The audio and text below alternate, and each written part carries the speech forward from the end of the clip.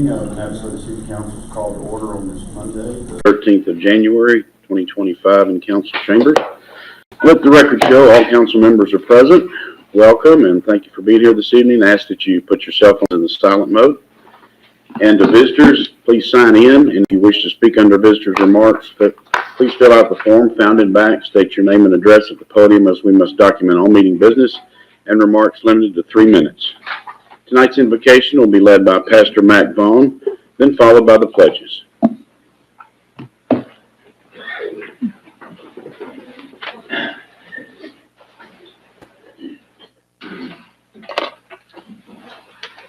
Yeah, it's good to see you. First meeting of 2025. How wonderful. Let's pray. Dear friends, as we gather today, let us embrace a spirit of unity and collaboration. May our discussions be guided by wisdom, compassion, and shared vision for our community. Bless this meeting. Let your spirit lead us in all our decisions and the people we serve. In Jesus' name, amen. I pledge allegiance to the flag of the United States of America and to the republic for which it stands, one nation, under God, indivisible, with liberty and justice for all. Honor the Texas flag. I pledge allegiance to thee, Texas, one state, under God, one and indivisible.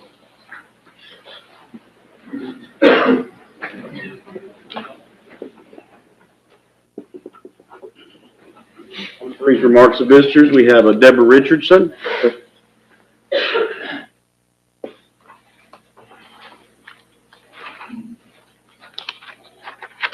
Hi, Mayor, Council, Deborah Richardson, 1202 Lane Street.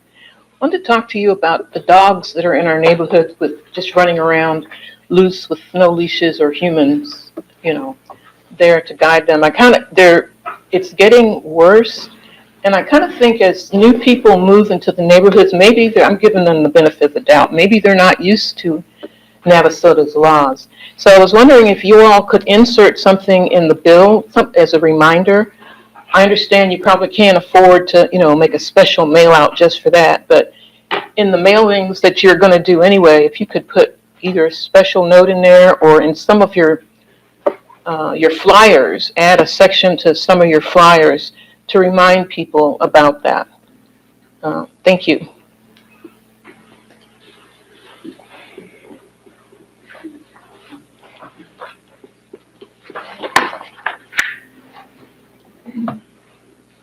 Item 4, staff report. Mayor and Council, tonight we're going to have Peggy Johnson, our HR Director, is going to come up and do employee recognition for years of service.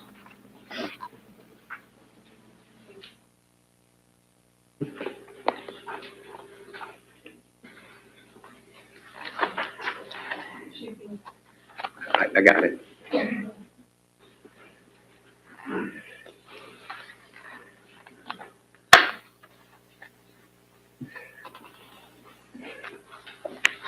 Maybe I'll let you hand those out because one of them is Peggy too. So. Okay. She got an inkling of that, didn't she? Okay. And as I call you up, if you would just stay up front, and we're going to get a group picture.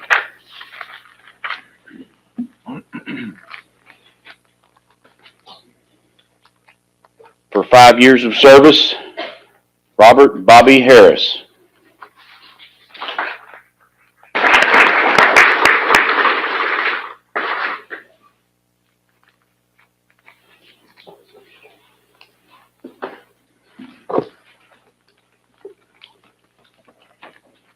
Five years of service, Troy Green.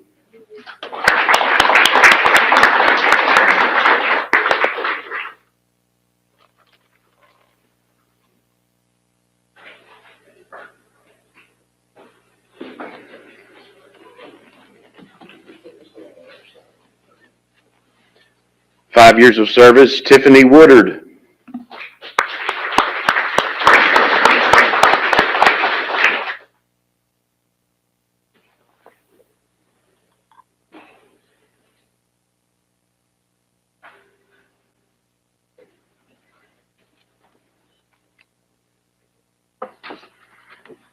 5 years of service, Wesley Glaze.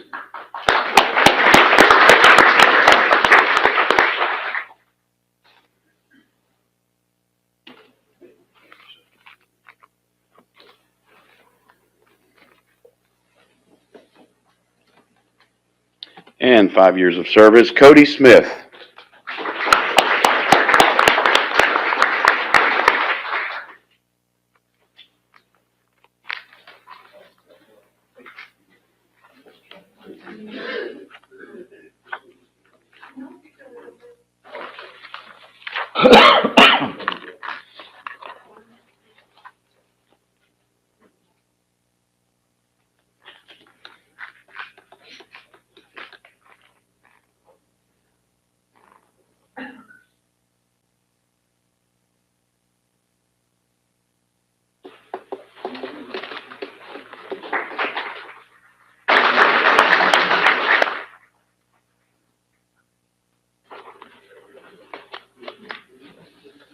On to 15 years of service, Christopher Watson.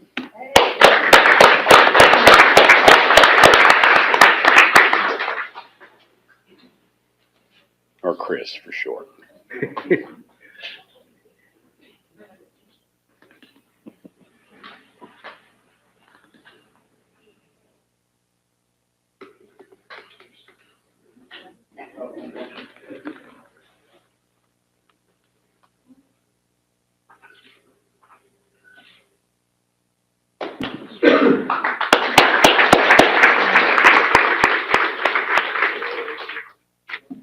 Last but not least, 25 years of service to the city of Navasota, Peggy Johnson.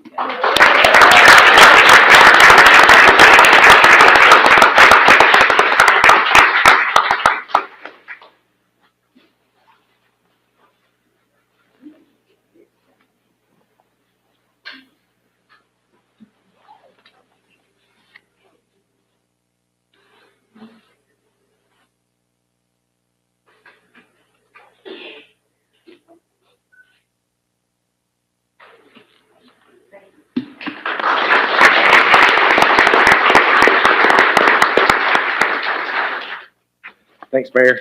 Mayor and Council, now we're going to have some of our department heads going to come up and introduce some of their new employees. I think Chief Mize is going to come up to first and introduce his new employee.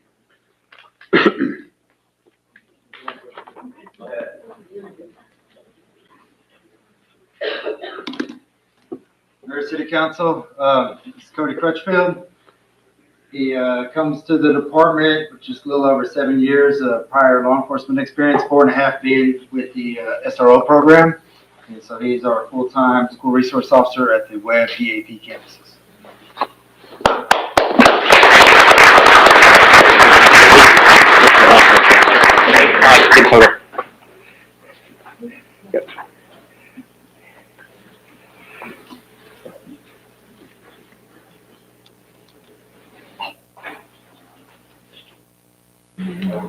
Welcome. Jennifer, you want to come up and do your Public Works employees? Good evening, Public Works Director. I'm here to introduce 3 of our staff, and this is the staff that we approved for this budget of the 2 crews. This is 3 out of 4 utility maintenance technicians that we've hired. So, guys, come on up.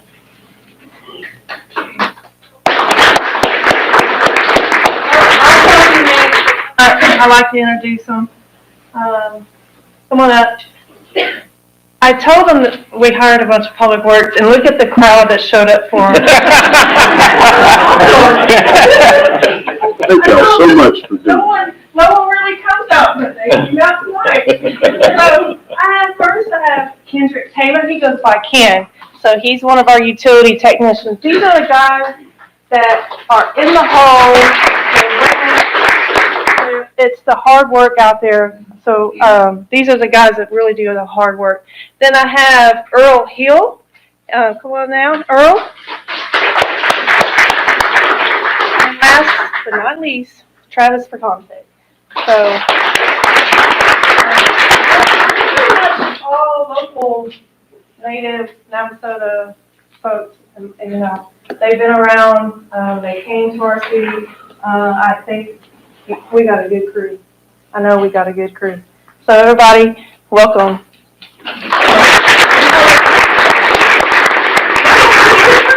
I gotta take a picture. Okay.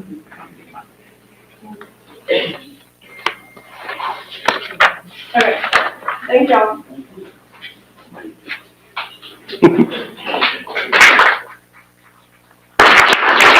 All right, Lupe, the last one.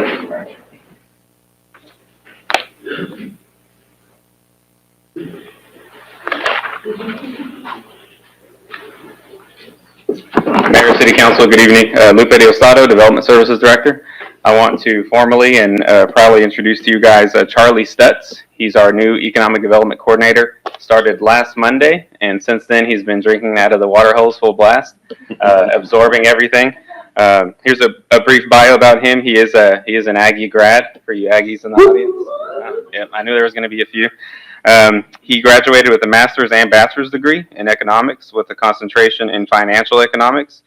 His hobbies include hunting, fishing, and watching and playing a little bit of sports. He also put this in parentheses, the word unfortunately. He is a Dallas Cowboy fan. I think their season is over, but Charlie's the start, and so we're excited to have him. Thank you.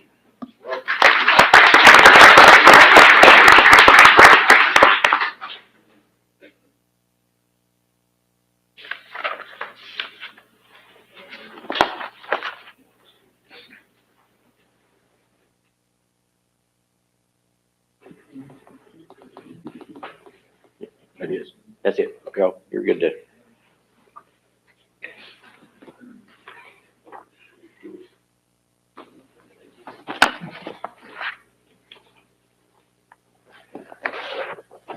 We proudly are going to present a proclamation this evening to a very special individual.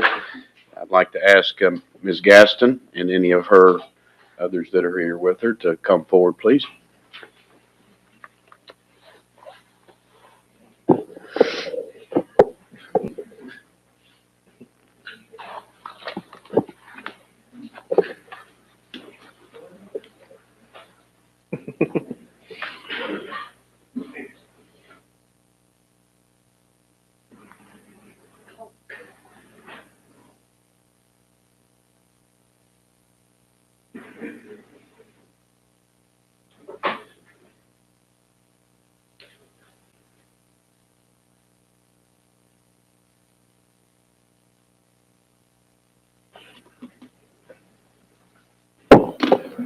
Proclamation recognizing Patricia Pat Gaston. Whereas the mayor and city council, City of Navasota, would like to honor Pat Gaston for her service as the executive director of the Christian Community Services from the years 2003 until 2024. In her over 20 years of service, she poured her heart and soul into serving the citizens of Navasota and Grimes County. And she was that constant presence that guided and maintained the Christian Community Services food pantry and clothes closet. Instrumental in expanding the food pantry from the first floor of the house to its current facility. She received many awards from the Brazos Valley Food Bank, such as Best All-Around Pantry in 2006, Best All-Around Large Pantry in 2012, Best All-Around Small Pantry in 2016, recognition for years of dedicated service and commitment in 2019, and recognition for outstanding service during a COVID year in 2020. Now therefore be it proclaimed that I, Burt Miller, Mayor of the City of Navasota, do hereby proclaim to the citizens of our city to honor Pat Gaston, to thank her for her dedication and passion for the people of Grimes County and the many contributions that she has made to our community. I encourage us to all use her as an example to inspire us to take the time to invest in our community, help those in need, and empower them to become the best version of themselves. Signed this 13th day of January, 2025.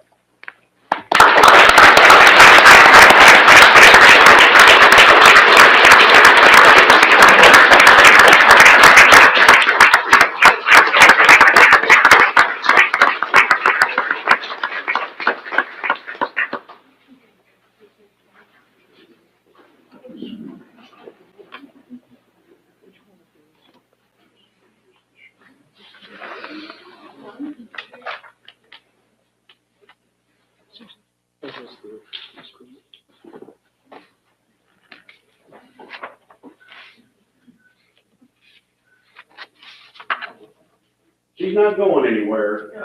She's gonna stay around and serve on the board and continue to get it. Thank you.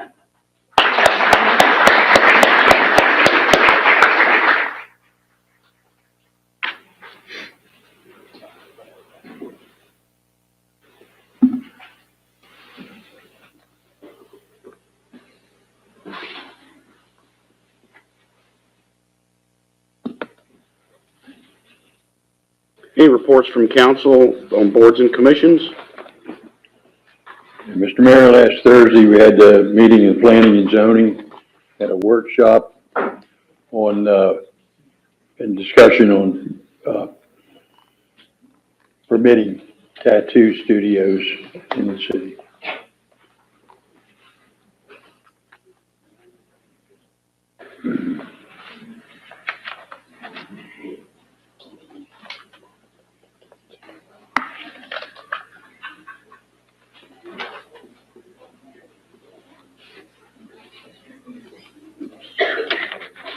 Okay, just some announcements here. Got, at the Navasota Center, actually the GED registration is tonight. And then on the 21st of January is the ESL class registration. Coming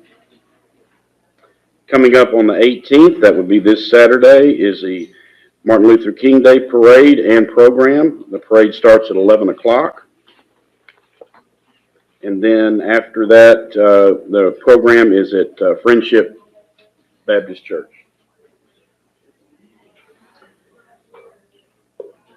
And just coming up down the road, we've got lots of senior and youth activities at the library and the Navasota Center. I would again encourage you to make sure you follow the library and the City of Navasota on Facebook to keep up with all the activities, because there are a lot of them going on.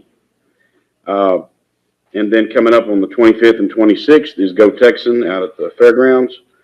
And our very own City Slickers will be competing again in the competition. Also kicking off today, the Healthier Texas Community Challenge. It's a statewide 8-week competition, and you basically can go online and you register online, or you can go to the app in the App Store under HT Community Challenge.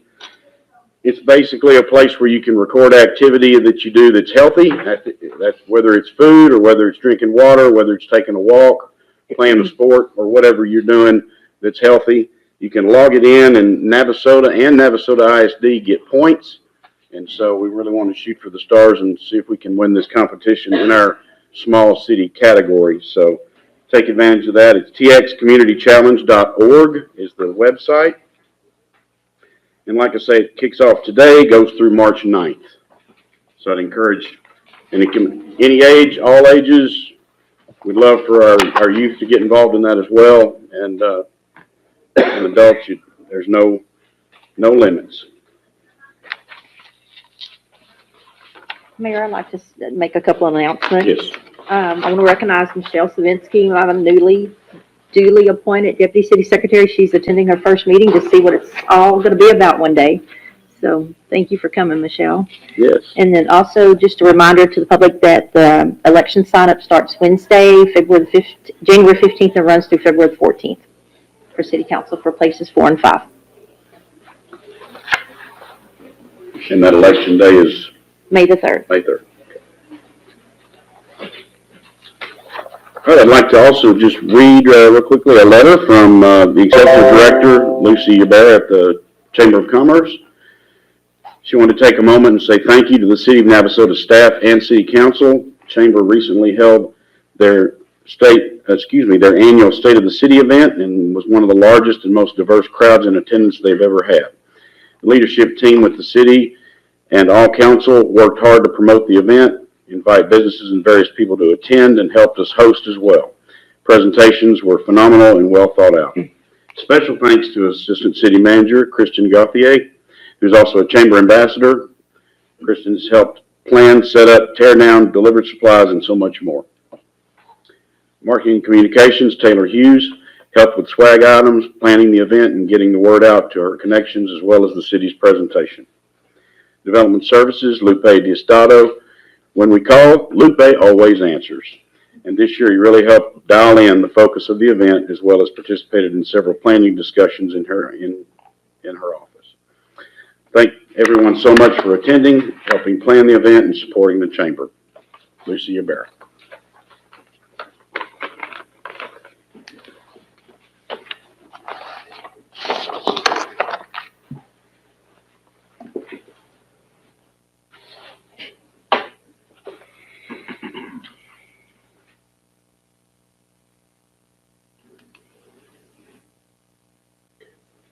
So far, I don't think I missed anything.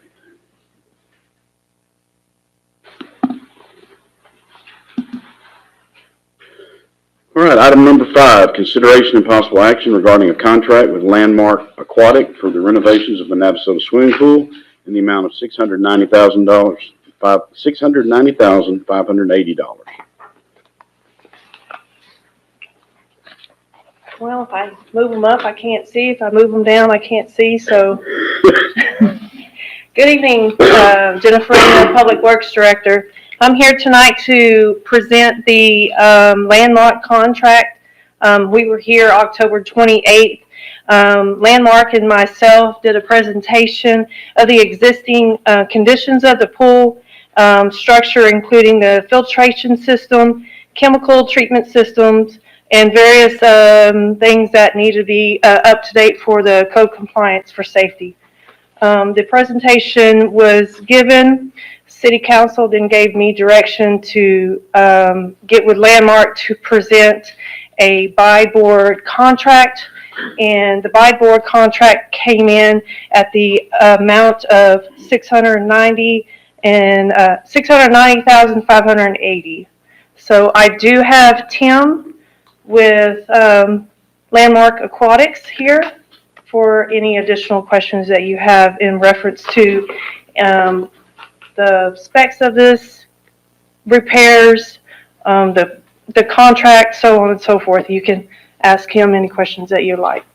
If we proceed with this and we get it approved, then we're hoping that all the repairs will be completed by the end of April. Now, I will tell you that this was not budgeted into our fiscal year of 2025, so the city would have to go out in debt in order to do these renovations to move forward with this. Tim, can you come up to the podium? Mayor and Council, I also want to, if you're looking at your agenda item there, item number 11, owner's contingency.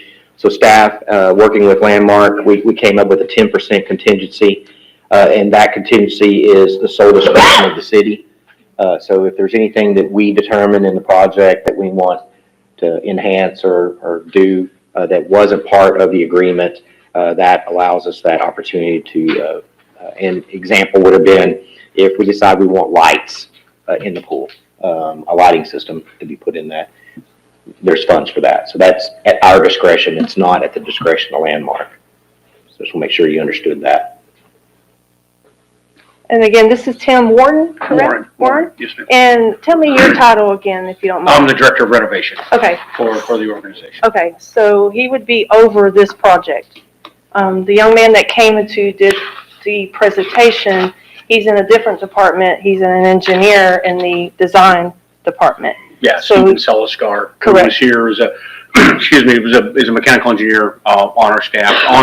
So we have a design division, we have the construction division, renovation stuff. I'm also a mechanical engineer. I'm just a lot older and saltier than he is. I've been on the construction side for so long. But my background is engineering. I've been in the industry, the aquatics industry, for 33 years now.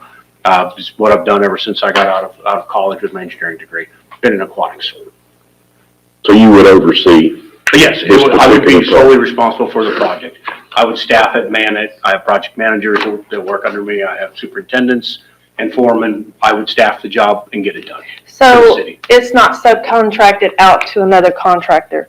It's not like Landmark is going to oversee any contractors. Landmark has their own division who would be doing the renovation. We self-perform over almost 90% of our own work.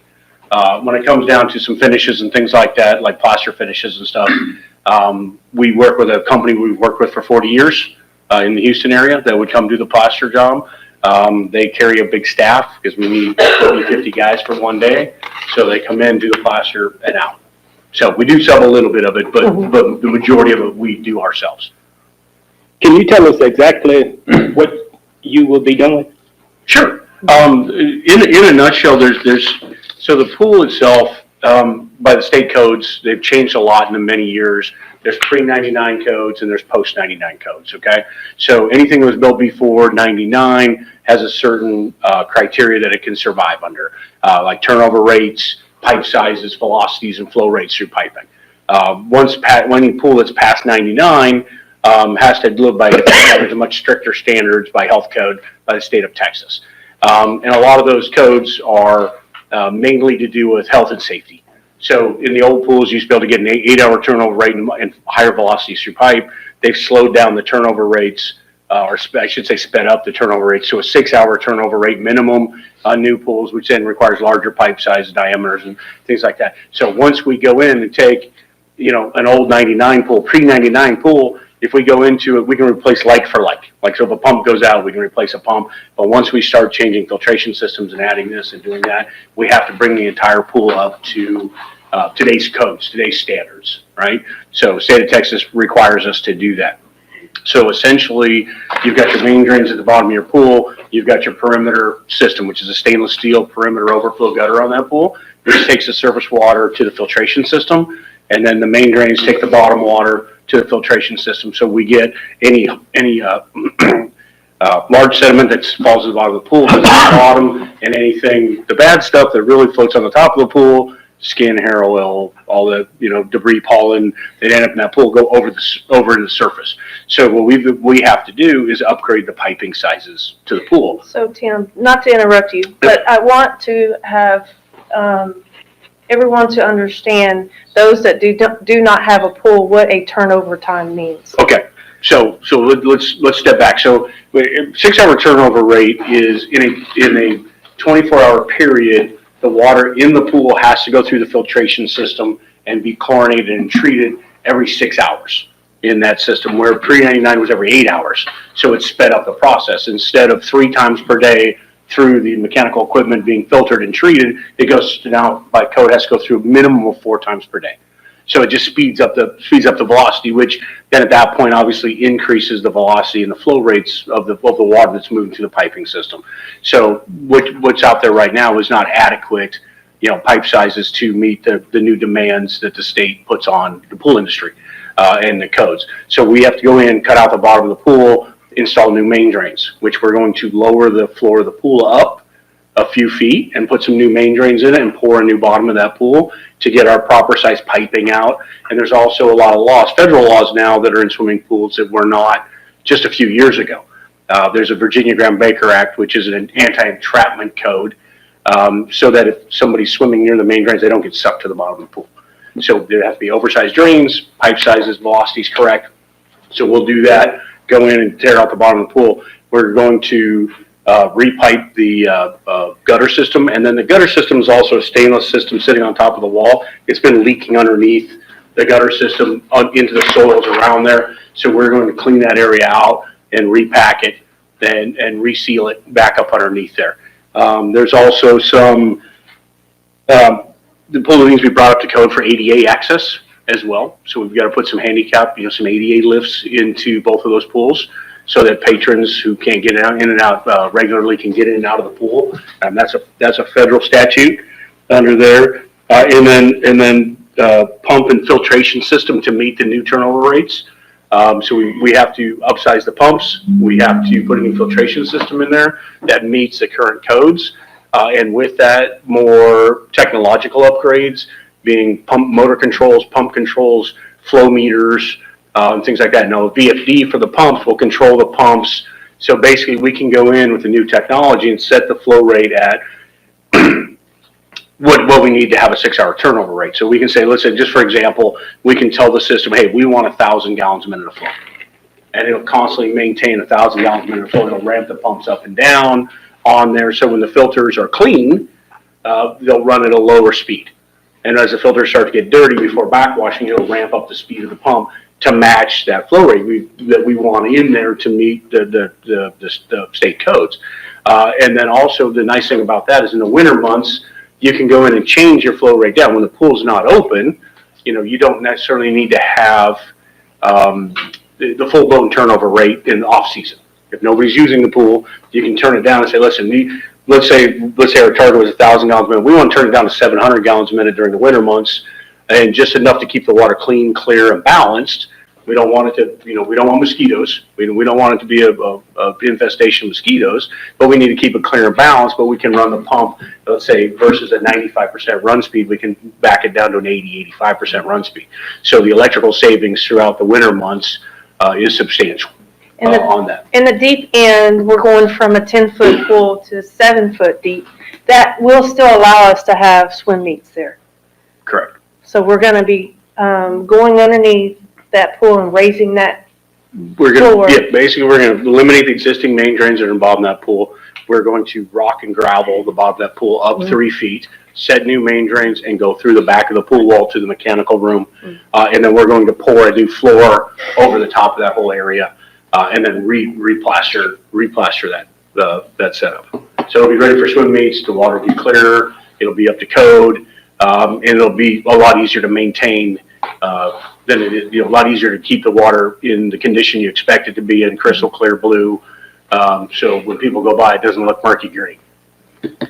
Won't there be some efficiencies too in the area? Number one, no loss of water, hopefully, that we've been losing for who knows how many years. Correct. And then second, I'm assuming that the new equipment will probably be more efficient for maybe a less cost to actually operate the facility. Yes, sir. That is correct. So you'll have, we're going to save some electricity ultimately by using a VFD, a variable frequency drive on those motors, especially in the winter months. The pool is closed from Labor Day to Memorial Day, give or take. Open. You might extend the season a little bit either way, but for the most part, you have 4 or 5 months of the year that pool is closed, but you're still running at 100% speed right now. So we'll be able to dial that down. So we'll be able to save some electricity. And the way the electricity savings work, for every percent that you lower it in speed, you save 2.5% electrical costs. It's just the way the factors work. So a 5%, a 5% reduction in speed can save up to, we'll save about 10% electricity, a little over 10% electricity costs on that facility. With you saying all of this here and everything, will we have to have another person employed to do all this, or is someone on staff will learn this? We will teach everything to your staff. Your staff will operate the pool as they always have. It's just going to be a little bit easier for them. It's gonna be more efficient to run. It's going to be more automated and laid out better, be easier for the facility or for the staff to maintain and operate the pool. So, We're not gonna have to hire anybody extra to. no. So anything mechanical out there is not sized properly. Correct. At one time, At it was this point. at this point, under the current codes, it's not sized properly. And the pool's got other issues, obviously, you go up, the water quality's poor, it's leaking. I mean, those are things that you've got to take care of. If the pool's gonna be used by the public, it needs to be safe, right? Because there's a lot of waterborne illnesses. We are in Texas. It's hot in the summers. Our water temperatures get to high 80s, low 90s in the summer, just sitting out in the sun getting beat on. And when it gets that hot and you've got introduction of pollen and organics into that water, you have a tendency to have virus and bacteria that can grow in that water. So we need to, for the safety of the people, that water's got to be in good quality issues. There's a lot of waterborne illnesses and a lot of sicknesses that come from, ill-managed swimming facilities. So in that large pool, the current tiles that are there, we can remove those and put those back in place. Yes. We talked about that. Correct. In that one meeting. Correct, we did. Okay. So trying to find some savings in the whole process is we're going to try to reuse as much of the tile in the pool as we can. And then whatever we chip off, because the surface in there is plaster, so we need to get rid of that surface. But we have racing lanes that go throughout that pool, all that tile. We'll saw cut around those and preserve as much of it as we can. We're going to lose some of it, right? There's not much we can do, and we're basically jackhammering out plaster out of that pool and saw cutting. We're going to lose some of that tile, but we're going to, instead of replace it 100%, because a whole bunch of tile is very expensive. So it's better for us to maintain and fix what we break, and then, put in what we need to instead of taking all out. So we've been looking for some cost savings on this whole project from the get-go. And that's one of the things we can do. This will replace the complete mechanicals, right? Correct. On the larger New and better, right? on the larger of the two pools. The small pool it's actually not bad off. It's actually in a pretty good position, but the bigger of the two pools is where the major deficiencies are. But we will replaster the small pool as well and seal the gutter on the small pool as well. And we've got to take care of the basics, right? So we got to make sure it's not leaking water, and we need to make sure it has a nice, nice finished surface in it so that they look both brand new when we come out of this. So you found the leak in the pool? Not exactly. We will find the leak in the pool. We will find the leak in the pool. And when 95% from experience, it's underneath that gutter, because that stainless gutter, you've got a concrete wall that was the top of the pool. That stainless gutter is put on top of it, and then it's filled with material like non-shrink grout underneath that gutter. And So that's you're where thinking that the leak is in the larger pool and not the smaller pool? think it's leaking in both. It's both. And so we're going to address that seal and the leak Both are in both of the pools. And And we'll guarantee that it's, when we get done, it'll be leak-free. another question, can you describe the lift that will be put in the pool for the ADA? Okay, sure. We generally use a company called Spectrum Aquatics. It's a company that I grew up, when I got out of college, I started working for in Montana. When I got out of college to make ADA lifts, and this was 30 years ago, before there's laws and things about ADA lifts. So this is a company we still use. So the ADA lift chair is basically, it goes into an anchor socket. It has a seat on it with armrests and a headrest and a footrest, where it swings out over the deck, and a person in a wheelchair can either pull up next to it on their own and make a lateral transfer into the seat. And they have a remote on the lift. It's battery powered, so it's got a little battery pack on it. And that person has their own remote where it'll swing them around and lower them down into the pool. And then once they get far enough into the water, they become buoyant, so they can float off of the seat that's in the pool. They can hang on the water. The remote's waterproof, so they can hang on to that remote, or it stays attached to the machine. Either way, so when that person comes back and they're done swimming, they can get back in the chair, put their seatbelt on, put the armrest down, and lift themselves back up and rotate themselves back over the deck. Or if need be, one of the staff can assist if they're incapable of using the chair themselves. So they can either way. But it is made so that the person individually, to have some mobility and some freedom, can do the operation themselves if they're capable of doing it.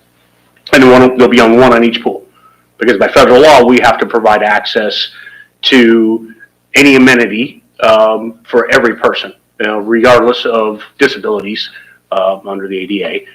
So we'll have one on each pool, and then they can get in and out however they want, whenever they want. So this cost is for two? That cost us for two, yes, sir.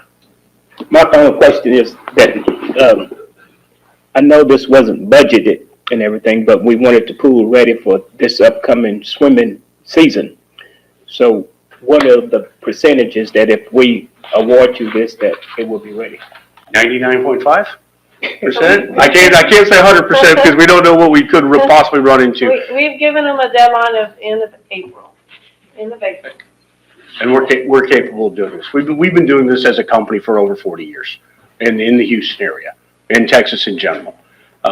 We have a great reputation. We live up to our word. We do what we say we do. And as Jason said, there is an owner contingency on here. That's for you guys. That's not for me. That's not for me to spend.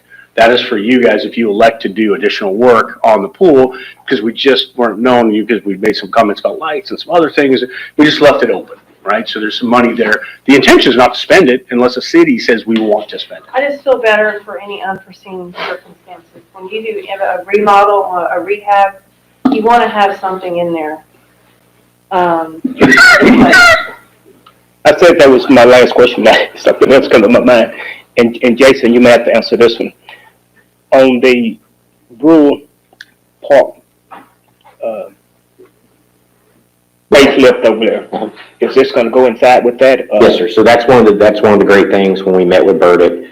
Burdett made no changes to the pool and to where the actual mechanical house is gonna be located. So there was no changes. This worked perfect. The only different design that they were gonna bring back was a different design in the small pool. And what y'all told me at the October meeting was, we want this open, whether we change that or not, we want to have the small pool open. So that'd be the only change if council decides they want to revamp what that small children's pool would look like. Well, I want to thank Mr. Harris for asking all of my questions. Just out of curiosity, if you were to be awarded, do you guys stay here on site while you do your work?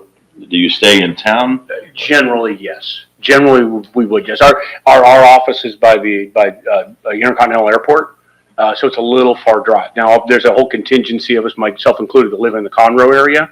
So depending on which guys we put on it, depending on the week and what's happening, they may come into town in the morning and leave in the afternoon. If not, we'll stay in town for a Monday morning to Saturday afternoon kind of thing. It's all, a lot of that has to do with timing, right? We're trying to be very efficient. I don't want the guys wasting their time on the roads every day when I can. I would rather those hours be spent on the project. Are you wanting to work Saturdays? We might. Okay, can we talk about that if Oh. approved? Sure. I like staff available. Okay. There's a lot of discussions yet to be had, but when we're out of town, we like to try to work, 6 days, if we can. If we can't, it's fine as well, but either way. But when we're out of town, we like to be as efficient as we can, because our goal is to get in and out of here.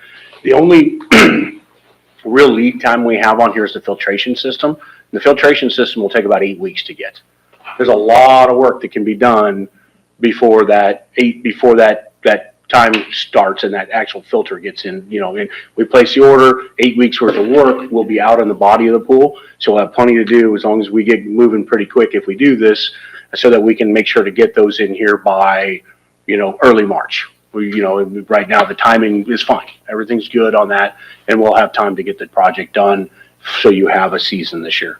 The pool will not be down. Are the ADA lifts, are those permanently mounted, or are those? There's an anchor socket in the deck and they can be removed. So if you have a swim meet or something and you don't want it out there, or you have a children's event, you don't want them swinging on like a jungle gym, then you can pull them off. The staff can put them aside. They lift up out of the anchors. It's just a socket. So Is there any reason not to go with a portable? The portables technically don't meet the ADA laws at this point. The portables even have to be anchored down. So when they first came out with the new ADA laws, there was portable lifts going everywhere. They've kind of reversed their judgment on that. They don't like the portable lifts. They want something that's still fixed in place, because in theory, they don't want you removing the lifts at your convenience, because if somebody comes up and needs a lift, they want it there and accessible and ready. I would recommend the only time you remove them is if you're having a swim meet or you're having a kid's day or something like that, with no anticipation that somebody with disabilities would like to use the facility. All right, and then the only other thing that I'd question, I don't see anything about motors on your list, and maybe I'm just missing it. I see electrical. That's in the mechanical system. That's in the lap pool mechanical system. That's filters and pumps in there, and piping and flow meters. It's all. It's electrical listed differently, right? Correct. Because I think those are the two problems that we have, is not the only problems, but two of the most expensive would be the motors and the electrical. That's what kept us closed, I think, this year. Yeah, well, I'm not an electrician, but I've played one for many years. There's some electrical fixes need to be done, without question. Okay. Without question. There's some wire size issues, there's some other things that it definitely needs an upgrade, We have without some question. chemical issues. And chemical systems will be replaced at the same time. And controllers and, all the stuff that makes it function independently for the most part. Okay, and the only other question I have is for Mr. Weeks, and that is funding. Can you elaborate a little bit on? So we've got another item that's on there later. We're gonna have to issue certificates of obligation for this, along with design and engineering for the fire station and for the new replacement roof on the library. Could you address that here before we approve the expenditure? So we're gonna have to issue debt for 20 years. What does that mean for the average person? That if I have to issue debt, that means that I have a loan that I'm gonna have to pay back. And so is that the gist of what you're trying to say? Yeah, so it's $1.7 million that would be amortized over 20 years. I mean, we could go 30 years, but generally it's just 20 years for this. What kind of impact that's going to have, we won't know until you go through the budget process and do your tax calculations next year. But it should be minimal because you're going to have some debt that's slowly going off over the next couple of years.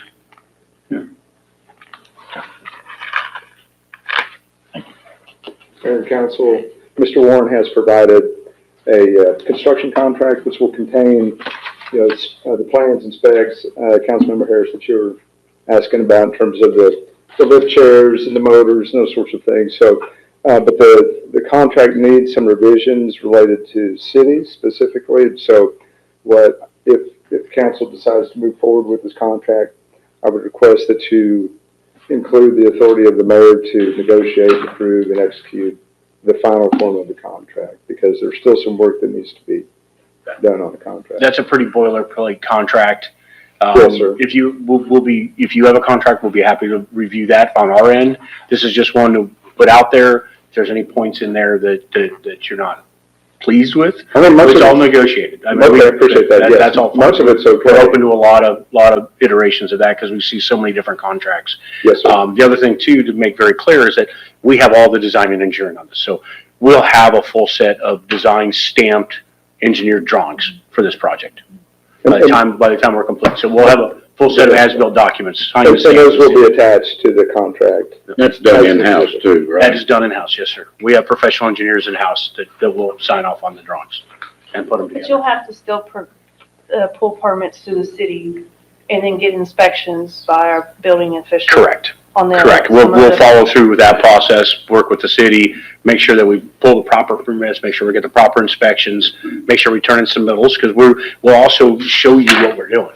It's an open book, really. We're going to show you, hey, this is the concrete we want to use.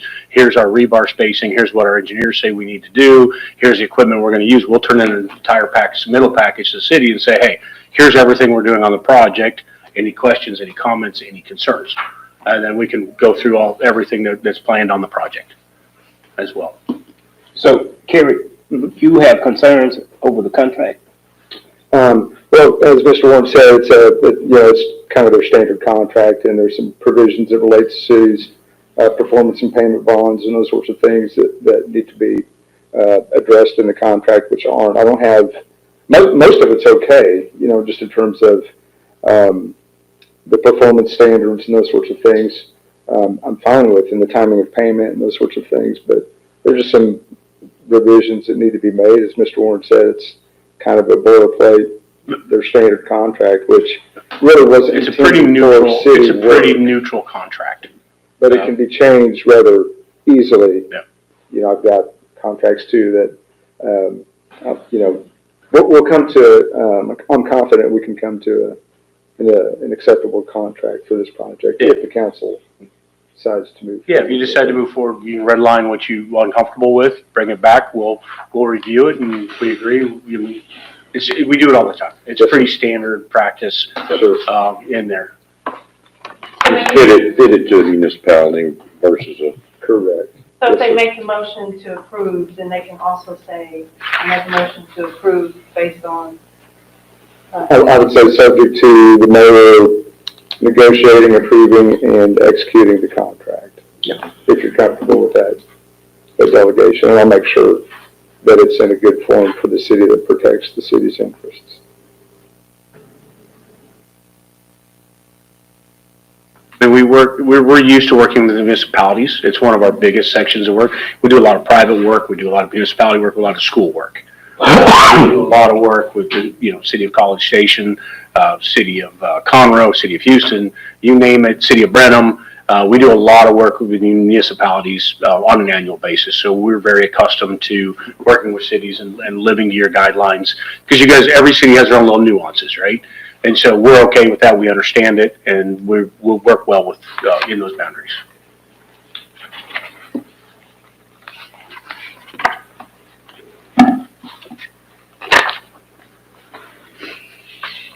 Mr. Mayor, I move that we award a contract to Landmark Aquatic in the amount of $690,580 for the renovations to the Navasota swimming pool.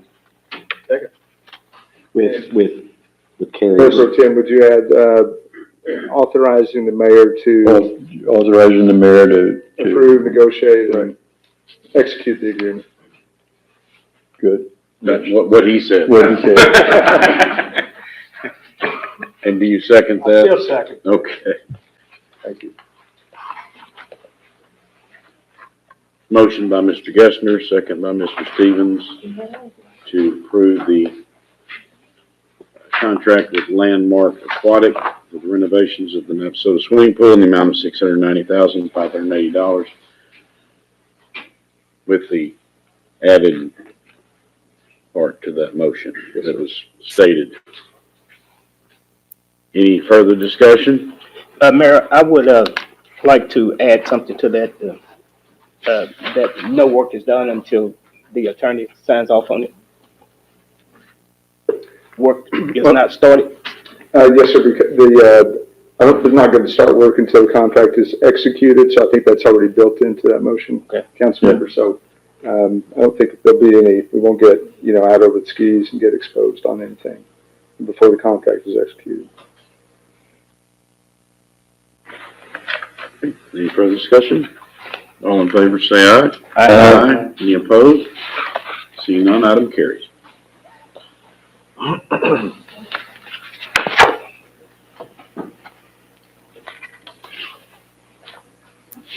Item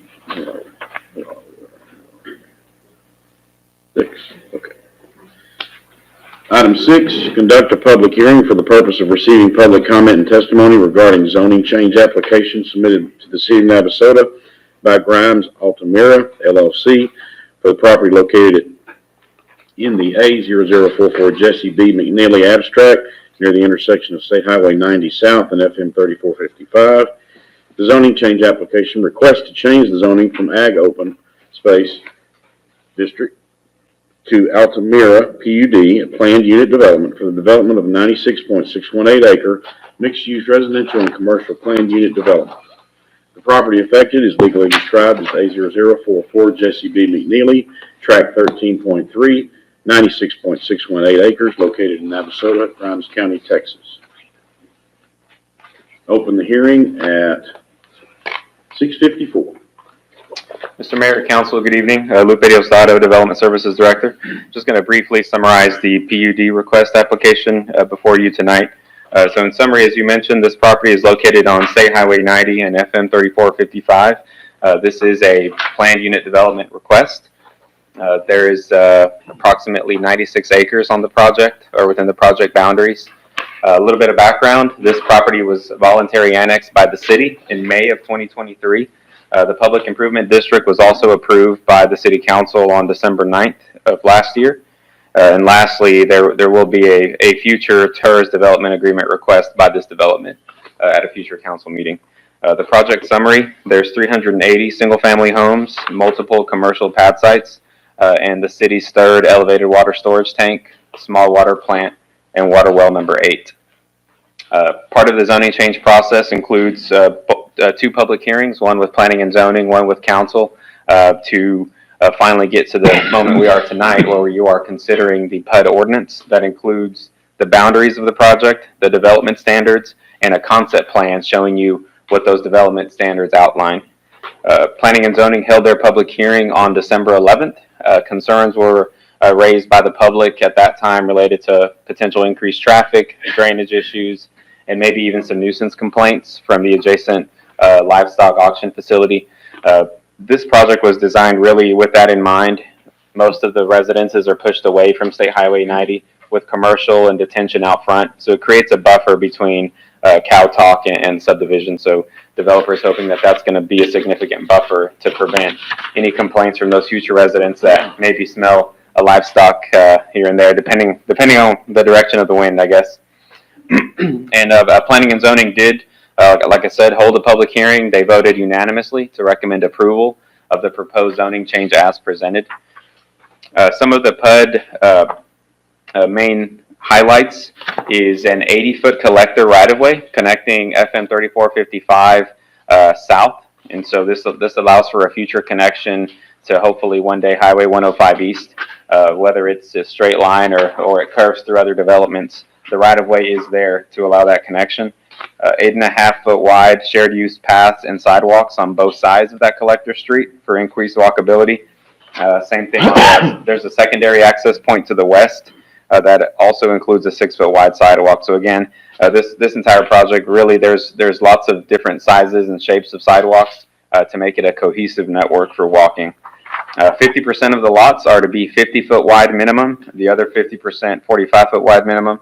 5-foot side building setbacks, really what we've seen on most recent PUD developments. And this is, again, the planned unit development is mixed development standards, and this does allow for single, duplex, 3 and 4 dwelling construction. The developer is primarily leaning on single family homes, but he did allow this in the future just in case market forces change that. The B1 zoning, the B1 zoning standards are applicable to those commercial pad sites up front. So if anything commercial wants to develop there, they have to meet the city's B1 design standards. A 10-foot wide shared use path around the detention pond is also proposed for this project, as well as 6.203 acres of HOA owned and maintained open space, green space. The developer is asking for that to be HOA owned and maintained in lieu of dedication to the city, and any parkland shortages or fees not applicable or waived for this project because of the nature of it being HOA owned and maintained. We did add in the development standards that these improvements be accessible to the public, and so while they're going to be private, they are open to anyone that's in the neighborhood. And with that, I know Mr. Chandler is here tonight. He may, I believe he also has a presentation he's going to go through.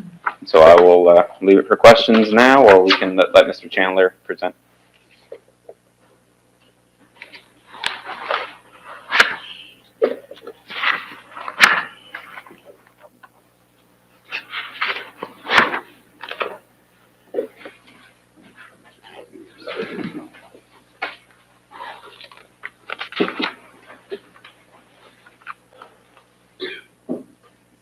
Council, thanks for having me here this evening. I'm Chandler Arden. I'm with Altamira. Excuse me. While Loopy's switching over, what a problem to have to be in Navasota. I mean, there's all kinds of cool stuff going on. I was at the event Thursday at the Chamber and was wowed by everybody that spoke. We're excited to be a mile down the street from the school and all the good things that are going on there at the junior high school and high school. We're excited to be across the street from CalTalk. I know there's at least one P&Z member here, and so she may laugh, but in the commercial area, I said, hey, I'd love to have Chick-fil-A, and the owner of CalTalk and all the stuff across the street said, well, I'd prefer Whataburger because I sell beef. So I'd like to amend that by saying, yes, we'd love to have a Whataburger right down the street from the high school. But anyway, I don't want to take too much of your time. Just thanks for hearing me. Altamira is a local name, a local idea. It comes from, actually from Anderson, the area where the State Historic Inn is, was actually called Altamira before the little town of Anderson was built. There were several little communities that made up what's now Anderson. Altamira was one of those. It means high view, and so that's the reason that we've worked with the city on putting the water tower there, is because it's high. And so that's apparently better for a water tower to be located. This is our location. Lupe described it and stole most of my thunder. But I guess approximately in the middle of the picture there, where there's a square bunch of trees, that is a cemetery. The Camp family is buried there on that location. It's a very unusual cemetery in that it's a above ground, something not even like what you'd see in New Orleans. It's different. It's basically a pyramid that's about 10 feet tall. I believe there's 6 or 8 people in that, and another 6 or 8 buried immediately around it. So our idea is we have to keep an acre around it, so we're going to spruce it up, replace the chain link fence, and do some improvements with a walking path around it back there, which is actually where the water tower will go. We also worked with the city on increasing the ETJ area with our annexation into the city of Navasota by that purple line right there. We did increase the ETJ out. Jason would have to tell me how far, but hopefully that does help the city of Navasota at some point in the future. This is just a little bit more on the walking pathway. We really like this as a feature of the community. We want people to get out and walk, and everything that we've ever done shows that people just love to go out and walk. We have a very similar situation in a neighborhood in Bryan called Rudder Point, where we have a big detention area with about a 10-foot walking path around it, and looking at my engineer to confirm the size. And every time I go by there, almost no matter what time of day, there's somebody walking in around that detention area. And so it does get used, and people, of course, walk from their sidewalk in front of their house around, and it works out really well. People jogging and never having to leave Altamira itself. We're having a lot of fun with names at this point. My wife's a real estate agent in Bryan College Station, and even here, we'd like Altamira Parkway to be considered for the extension of the county road. We're going to pay homage to the Camp family with Camp Parkway. We're going to pay homage to the McNeely family, which goes way back. McNeely Lane, that'll connect at some point to the future to the west. And then Eliza Court, which will curve around to the cemetery, and that would be Eliza Camp. And just a little history there, and she is buried there on site. The rest of them are names of native plants because they're easy to remember, and that was my wife's request, to have street names that are easy. The 2 builders involved are local to Bryan College Station. Brian Reese, you may have heard of Reese Custom Homes or Avonlea Homes. He is one of the builders, and this is indicative of what he's done at Rudder Point, and which is our plan for Altamira. The second is Stylecraft. Y'all are familiar, I think, in Navasota with Stylecraft, and they're excited to be back here in Navasota over on the east side of town. And that's really it. One of the things that I did want to mention that was mentioned at P&Z was traffic. We did do, and we have to do because it's on TxDOT Road, is an engineered study of traffic. And that was completed some time ago. And I think what's important that I would like to pass on is that we see this as a phased project. I think we have 10 phases. And so it'll take us some amount of time to build 380 to 400 homes out there. And so we're not going to plop down 400 houses tomorrow on Highway 90. It's a gradual process, and you will see increase in traffic. And I do believe that the study does show at some point there will be a light at the intersection of Altamira and the county road right there by Cow Talk. And as time goes on and we see what the traffic patterns are going to be, we sure anticipate working with TxDOT to maybe slow the traffic down and do some things like that, work with the schools, whatever we can do to help. We do have to have a a right turn lane into the project. So if you're going towards Anderson, there'll be a slow down lane to get you off of 90 to turn into the property. And I believe we'll have a left turn lane going into Altamira when that happens. That'll be 2 years from now when we get to the phases where Altamira will be built. Anyway, any questions from council? Thanks for your time. In your first phase, how many buildings are you projected to put up? Phase 1, I believe, it's either 40 or 44 lots that we'll have. Each phase, I'd say very roughly, is around 40 lots at a time.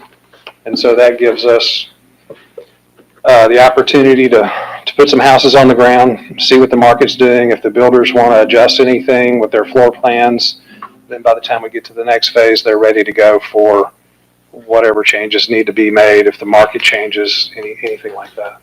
You won't go to the next phase until that phase is, like the first phase, you won't move to the second phase until most of the first phase is sold out? Depends on what the builders tell me. They have a big say in what they want their velocity to be. So if sales are slow, they won't want that second phase for a while. If sales are fast and pick up, they'll want me back out there doing the next phase. And so that's the market talking to us to say, hey, get with the program and get going on the next phase. Either way, if we're moving faster or slower. Does that answer your?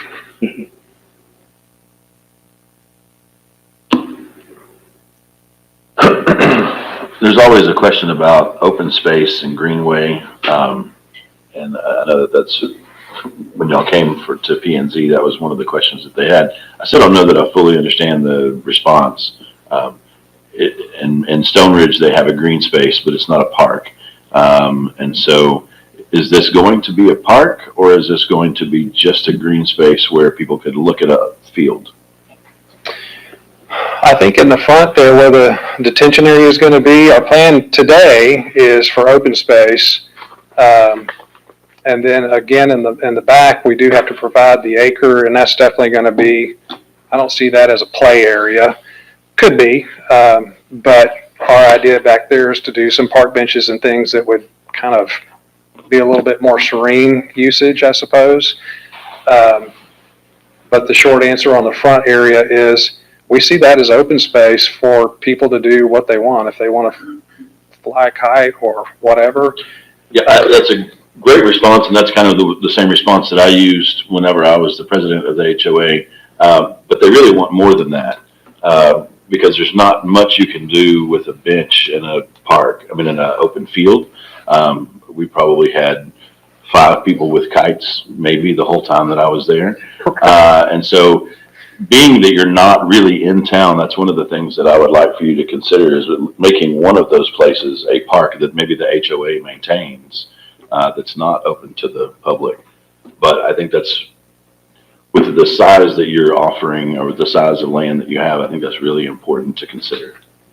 I think you're right. What we did in Rudder Point, just as an example, we tried to listen to what the residents are telling us. And if we get in and new buyers come in and they want a pickleball court, which is what we did in Bryan. I don't know if that's a fad or if that's, here to stay.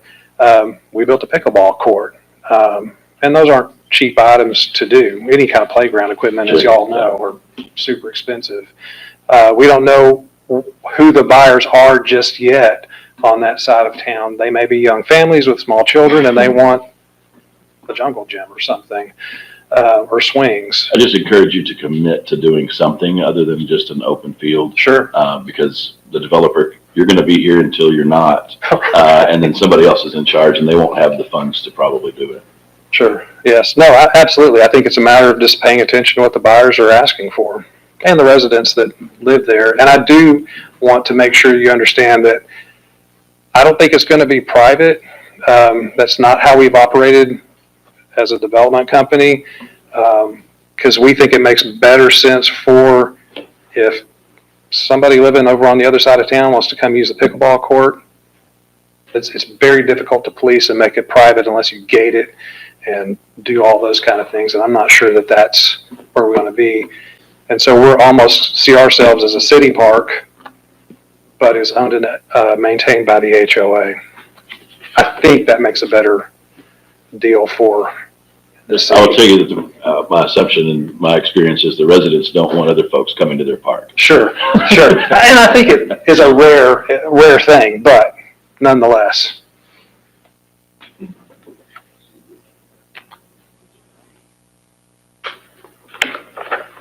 Thank you. Any other questions? Thank you for your time. I do have one other question, just because it still concerns me. A 40-foot wide lot is what you're looking at? 45. I'm sorry, 45, 50 and 45. Correct. With a 5-foot setback on the sides. The only explanation I have is because of money, right? I mean, this is just so that you can have more lots to sell. Because the 5-foot setbacks, I don't know, I look at the new subdivisions that we have currently, and they are sitting on top of each other. And now we're going to have great property on the east side that's going to be the same way. At some point, my belief is we should, cut those side setbacks, expand them, I'm sorry, not cut them, but expand them to being 7 or more.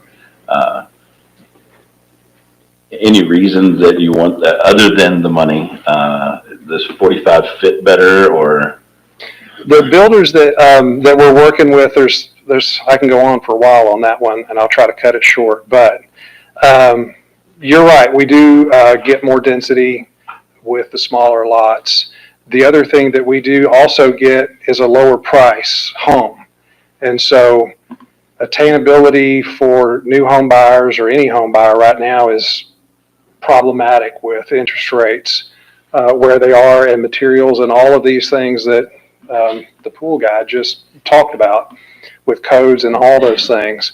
And so what we're trying to do is to see if we can make it affordable for Texans to come buy a home. If we start reducing the density that we have by larger lots and setbacks, they become more unaffordable. Of course, we've studied Navasota real estate for a couple of years now, and I would say the average home price here is probably somewhere around $300,000 for a new home. To build a lot here or anywhere really, we're pushing somewhere between $65,000 and $70,000. Multiply that by 5, that's your home price. And so we're pushing Navasota and buyers up every time we lose density. And so unfortunately, it's the way of the world a little bit, but we also don't anticipate having a lot of $400,000 home buyers or $450,000 home buyers just yet. And those buyers definitely want a little bit more space. I'm just saying that in my mind, I think it would be okay to have some that were a little more expensive than just what we classify as affordable, because there are people that want to come that want a little bit higher quality than what I see us building a lot of around here. So I think for our first phase or two, we'll find out what the market's doing. And then Stylecraft is more of a production builder. Avonlea is more a production builder, but Reese is more of a custom. So he has that ability to go the other way. And so if we find there's a couple of phases that we've kind of pinpointed as, hey, if we want to, the market dictates, we can go bigger if we want to, or the market's there. It's all in our mind market driven. Sure. We'd love to build bigger homes, but we want them to sell. Sure. Yeah, you don't want to hold on to them very long. Okay.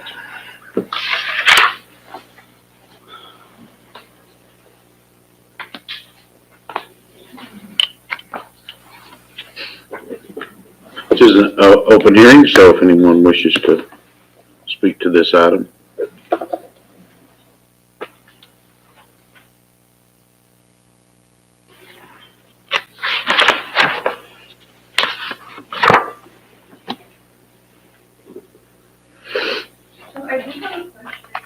You can please come to the, I'm sorry. You state your name and address.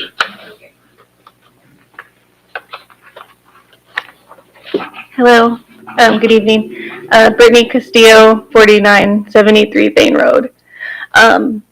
So my question is kind of to you. So I heard you say earlier that this subdivision, so I live kind of in the middle of this, where this subdivision would be. So I heard you say, and we're gonna expand west, which would be like kind of towards town. So how would that affect me? And then how do you see this subdivision growing and expanding? And like, as far as like city limits, is that gonna affect me for city limits? For now I'm gonna be annexed within, because the subdivision is gonna be there? Sorry, I don't know if this is an appropriate question. Yeah, so. Sorry, lots of questions all over the place, So sorry. on the annexation, so current law changed and no longer can cities force you to be annexed in. So Okay, you would have to request to be annexed in. okay, Lupe, you got the photo there. So what he's done here is, so we already know the property south of this property here is, a developer has purchased it, and at some point that's gonna develop, so that's why he's talked about the south. On the west side, can you go back to the photo that we had for the annexation, how the annexation piece came in? So, can you do the point? You have the pointer. So in order to get his property annexed in, we had to. We purchased some property right through here, through the Kettler farm. And it came right up to, I think, right about here. And then the property just to the west of him is the Jinx Lee property. And so he's been working with Jinx Lee about if Jinx Lee ever decides he wants to sell his property and develop it, what would that look like? And so he's had those conversations with that property owner. And so if you go back to the photo and so what he did was, understanding that at some point Jinx Lee is probably going to want to develop that as a part of growing this development, that's what this road here is stubbed out for. So at some point, Jinx Lee develops, more than likely it's gonna be similar homes, I think is what you talked about. It's up to the property owner of what those are. But ideally, it would kind of match what's being developed. okay. Yeah, so change. And then kind of to piggyback on what you said, going to the east, we do have a road that would connect to the property to the east. And just like the Altamira Road or the county road that runs north and south, we stub out to the property behind us. And that's just kind of good practice. It doesn't mean that it's ever going to happen, but most cities will make us leave a connection to surrounding properties that makes sense. Okay. All right, that makes a lot more sense. Okay. Because I do know that Jinx Lee has property. I'm not sure if it's the same property that butts up to our property. So would that be, if there's a road there, how would that affect me? Or that road in Yeah, general? so until that happens, then we'll have those discussions with our development team. We'll meet with Jinx Lee and talk about that. What is because the thought is reaching out to your neighbors to see, hey, is there ever any thought where you would want to develop your property too? And if that's the case, at some point, then they would need to do a stub out to gain that access to your property too at some point. But if you decide, hey, we're not ever going to sell, then it'd be the backside of houses that abuts against your home. Okay, sounds good. And I just wanted to make a comment. I think that a park or something like that would be a great idea. Thank you.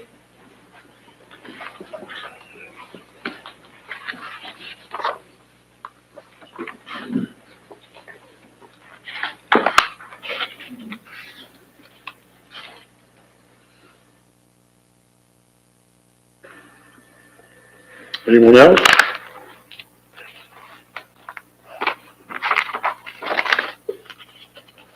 Okay, we'll close the hearing at 7:21.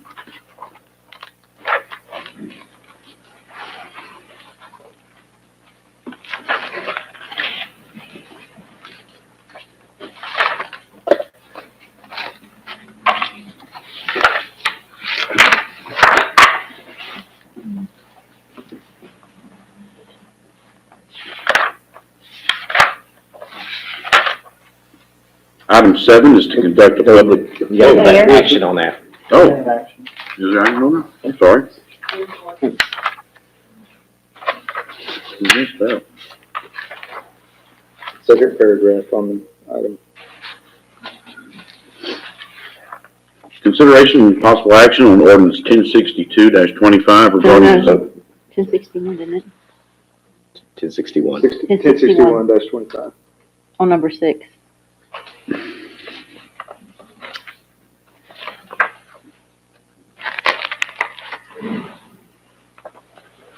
I pushed that, that's not what's coming up.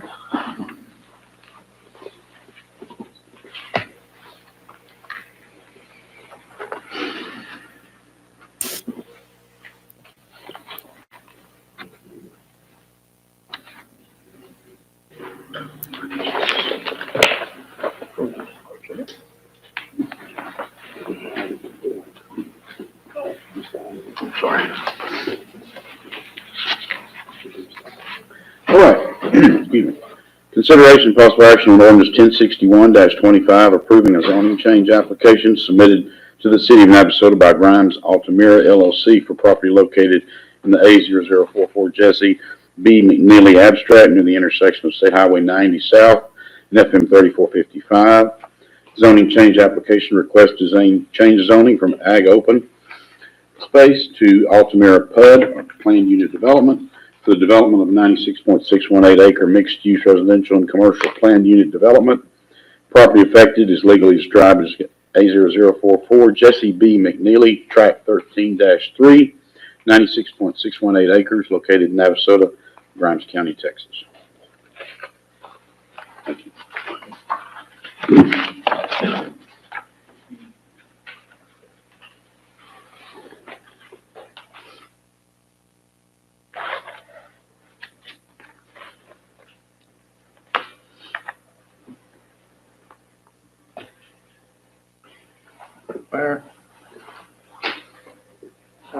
Motion that we approve ordinance 1061-25.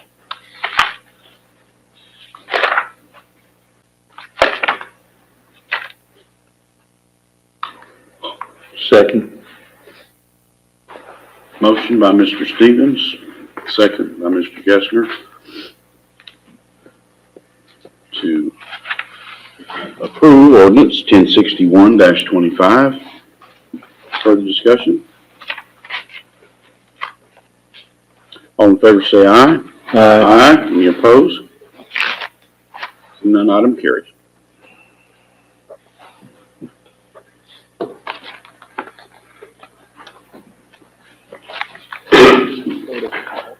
Item 7, conduct a public hearing for the purpose of receiving public comment and testimony regarding a zoning change application submitted by the City of Navasota to the City of Navasota by East Loop Real Estate LLC for the property located in the A0002 D. Arnold abstract along the western boundary of the Stone Ridge subdivision. Zoning change application request to change zoning from ag open space and Stone Ridge Phase 2 PUD to Stone Ridge Phase 2A PUD, a planned unit development for the development of a 70.307 acre residential planned unit development.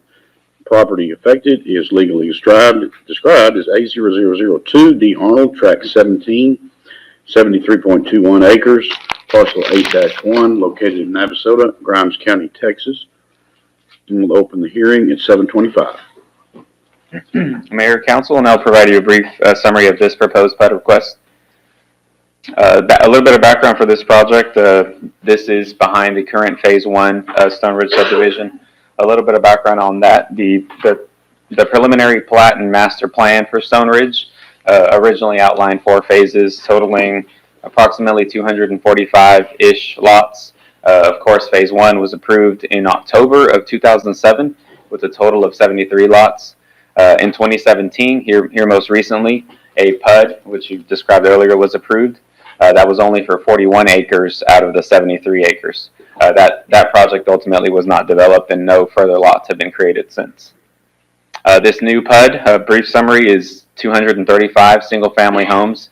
This is significantly reduced from the original request that was presented at P&Z. One of the things that was said a lot during that public hearing was the additional lots, and so the developer in the interim has made quite a bit of changes, and I'll summarize them here in a bit. This PUD also increased green space buffers and it also adds a buffer between phase 1 and the proposed PUD. Total HOA owned and maintained open space greenway similar to Altamira is 21.9 acres. There's a lot of slope on this property, and there's a big Entergy power easement as well. So there's just a lot of green land that's going to remain green. Again, the zoning change process, and tonight you are considering the ordinance to approve or deny the PUD. That includes the boundaries, the development standards, and the concept plan. P&Z did hold their one of two public hearings on December 11th. Concerns were raised related to increased traffic, potential water pressure issues, ongoing construction activities since phase 1 is an established community, smaller lot sizes impacting property values, design and elevation standards not matching phase 1 of Stone Ridge, and also concerns about this PUD having a separate HOA compared to what's there now. Ultimately, P&Z did vote unanimously to recommend denial of the proposed zoning change as presented to the council. And here's just a brief overview of the map. One of the things that, or some of the things that changed from the original petition in the interim to being presented to P&Z, what's being presented tonight is again increased common area of the subdivision with common areas number 7 and number 8, bringing the total common area to 21.9 acres versus the original 21.45. Minimum lot widths were increased as well. The original petition requested 40-foot wide minimums. The updated Exhibit C in your ordinance is a 50-foot wide minimum. Side setbacks remain the same, 5 foot on each side. And again, the total lot count was revised down to 235 versus the original 283. Stone or brick masonry finishes are also required along the front elevations of all new homes matching phase 1 of Stone Ridge. One of the big things that was discussed at the meeting, and we've since received additional messages. I think there's a copy printed out for you guys before the meeting about just written public comments is about the traffic. As Chandler mentioned for Altamira, they did have to conduct a TIA or traffic impact analysis. And in that analysis, it was determined that Altamira would require a light at some day in the future, but in the interim, it would require some other things, right-hand decel lanes and left-hand turning lanes. This project, we have brought it to the attention of TxDOT. Since it doesn't exactly touch TxDOT immediately, the developer hasn't gone through the TxDOT process. However, just because it doesn't touch TxDOT, TxDOT is still going to have a hand in this project. And so our early discussions with TxDOT, it's very similar to Altamira. They anticipate if this project is approved, the developer will have to go through their process as well to potentially add a right-hand deceleration lane and a left-hand turning lane into one or both of the main entrances. So that is something that, again, theoretically, if there is an approval or not, that is something that the developer will have to work with TxDOT on to go through something very similar like Altamira. And I believe that is the summary, and I think Mr. Derek Walton is here representing this project. I think he had a presentation. I will pull it up right now. Can I ask you something? You said that it doesn't touch TxDOT right now. What does that mean? So normally, let's say you own 100 acres and you touch Highway 6, right? You front Highway 6. So your property boundaries touch the TxDOT right-of-way line, right? So as soon as you step off of your property, you're now in state right-of-way or state property. Phase 1 did it with a small strip of road, but obviously now this phase 2A, it doesn't touch, right? It's not abutting TxDOT. And so normally it triggers it. It's an automatic. People think, hey, I'm touching TxDOT right away. I have to get their approvals. Oftentimes, it's not automatically a thought that comes to mind with projects like this. But TxDOT has told us if a subdivision feeds into a main TxDOT roadway within reason, proximity. If you have 20 miles down the road, I don't know that they would care at that point. But for this, it's fairly close, so they're going to be involved in that decision-making process through the plat stage. So. Yeah, let me get that. Good evening. I'm Derek Walton. I'm a land acquisition manager for D.R. Horton here in Brazos Valley. You heard D.R. Horton, you think probably national brand. I'll tell you guys, came down here in 1994 to go to school at Texas A&M, and so I can't believe it, but I've crossed, I think, the 30-year mark living down in Bryan and College Station, and living here in Brazos Valley. And so I'll tell you that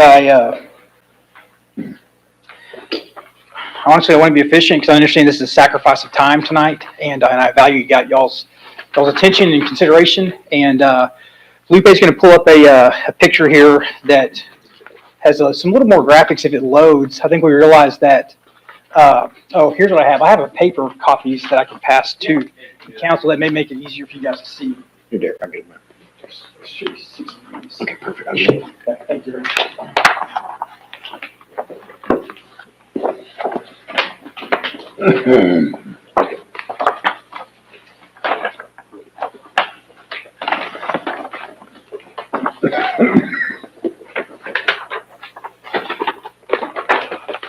So the very first page is where we're attempting to load here, and so what you may do is just leave it out in the big picture version of it, and then I'll do my best to calm my nerves and to point with the pointer. And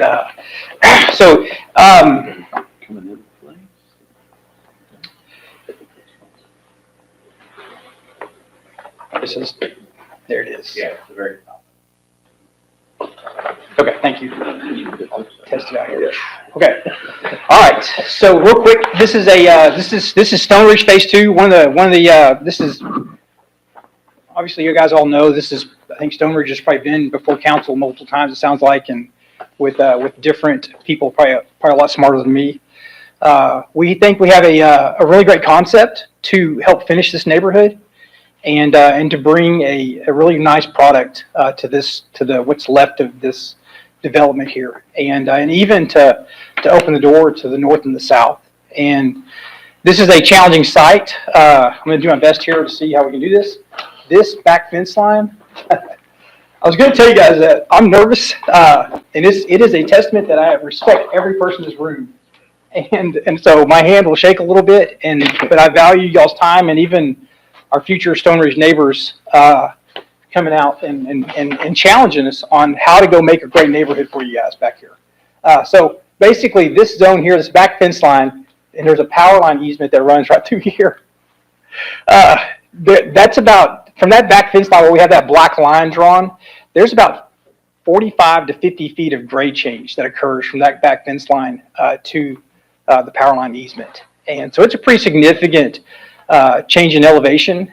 And so one of the things that's probably been a challenge all along with this neighborhood is the terrain that's back there.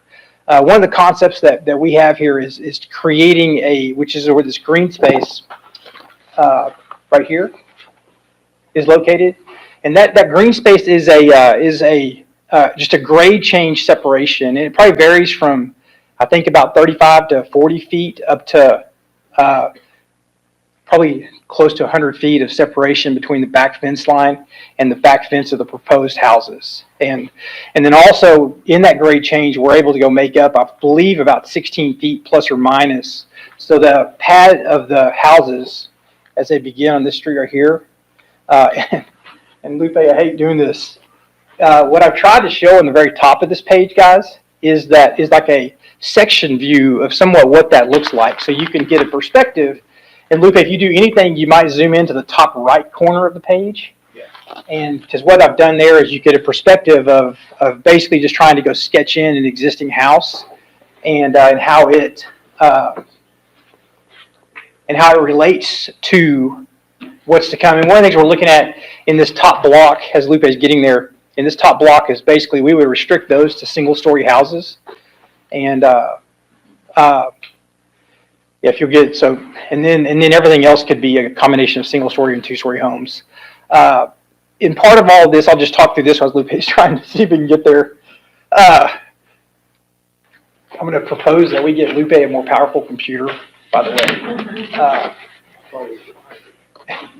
Yeah, we may turn the lights off too. I don't know if they can be dimmed on the front. So where this heading here is we've basically tried to show how we're going to transition down the hill. This is the power line easement right here, and then over here is where the railroad track is. And it's this line, that A line right there, that comes and cuts through here. The big picture is that one of the things we're able to take advantage of by the grading concept is really pushing the future development down so that you're able to still, I mean, here's a reality. You go watch and see, or you go walk out there. A lot of people take advantage of the view and have maybe even a shorter fence, or they have an opening, or they have a deck. And the reality is we're trying to go basically respect that and push down our neighborhood so that you still have a view. And I don't know if I can tell this right here. I think that's, so we have 1, 2, 3 streets. It's over here a little further. But you can get a perspective that that house at the top is up here. And so these lines, these vertical lines, sort of give you a perspective of how it goes down the hill. Those are all, I believe, 10 feet separation between those. Yeah, those are 10 foot. Those are actually 10-foot grade changes between those lines there from the horizontal lines here. So is that house right there? Yes, sir. Is that in phase 1? That would be in phase 2. That's a phase 2. That phase 1 house is. That's a phase 1. 1, no sir, 2, 3. That's the phase 1 house right there. Okay. So you can see that we've tried to go basically push this development as far down the hill. I see the shadow now. And to really try to respect that the existing neighborhood and allow the views. And I even joke that I call, in seriousness, this like Sunset Hill right there, which is a space that could be, we would leave as green space, and that you as a neighborhood could even, people could have their blankets on, they could do things and enjoy the view over there. And then even the parkland that has not had a park built on it is another great location. And that's something that we'd like to talk through too, is how we can go work with the existing HOA and try to find ways to go, find creative ways to go contribute and really team up so that this is not just a neighborhood versus neighborhood, but become a cohesive neighborhood. And so then what we've done too is we've taken down here this area, on the left-hand side of the screen here. So, and we'll get back to the red commercial track here in a minute. But the left-hand side of the screen over here, basically our goal is try to keep as much that existing vegetation buffer between the tracks and the detention pond, our future neighborhood, in place. Because there is a railroad that runs the entire length of the western boundary of this property. And so, but what we have is we still have detention ponds and things like that we need to go construct, those will get built where those blue circles are located on this map. And then we were going to go basically intertwine a trail system around the detention pond. And ultimately, it looks like from a dimensional side, we'll probably end up having upwards of about 4,000 feet of trail system that would get built, not to mention just the sidewalks through this neighborhood. So it would turn into a situation where even with your own little neighborhood, you could go create some variety of pathways to go, if you so desire, to go run, a mile or go exercise or just get out. And then we haven't sketched in yet, like park concepts, but man, we're all for trying to create some little pocket parks, or even try to coordinate with the HOA for phase 1 to help bring some type of park into the neighborhood. And so that's for the big picture. So we've got the green spaces highlighted green on this page. And Lupe, you may zoom back out now. One of the things that, so this to me has the ability to have great connectivity from the north to the south, depending on what happens. I know the north property is zoned agriculture open, and the south property is as well. And so there's no telling what may come of those properties. Or even if it does turn into some sort of other industrial or commercial, like you already have the business park there just south of that, it's going to allow for future connectivity, especially along that electrical easement and from a trail system perspective. And so, so that's that portion of it.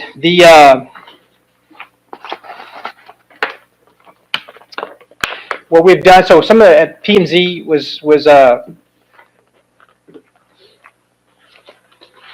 I appreciate everybody who came out at P&Z and spoke. And the reality is we don't want to blindly just go into this. And one of the things that we talked about was a traffic and a traffic safety perspective of this. We are coordinating with TxDOT. We'd really like to get through the zoning, and then we're going to go full speed into the engineering of this to go confirm what TxDOT needs out here, along this LaSalle.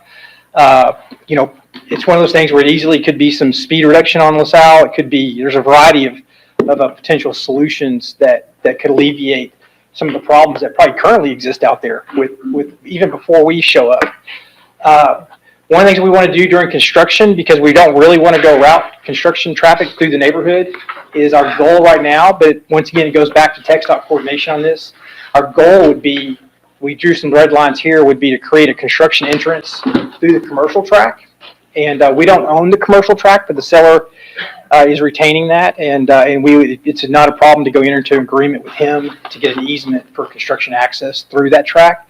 There is an existing gate at that north corner there, and then the other option is we could come through Emerald Drive right there, and then immediately get into the neighborhood.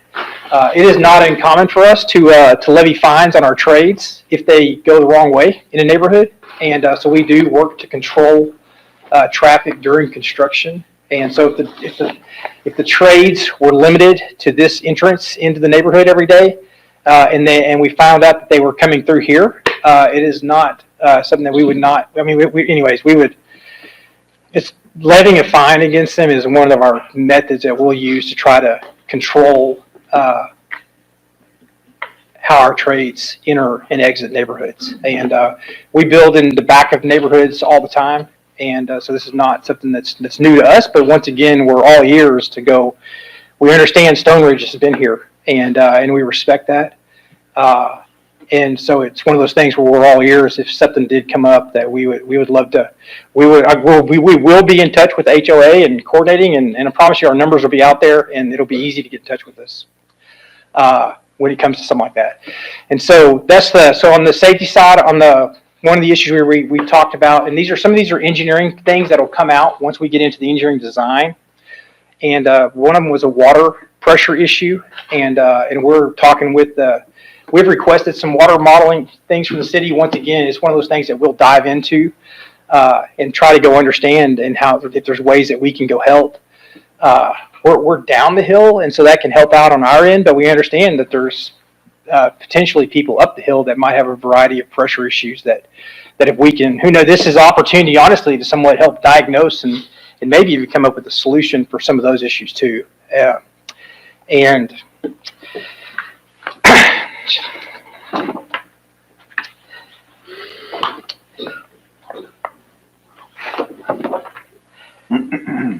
apologize, I can write my HOA. One of the things I want to point out was HOA is we're absolutely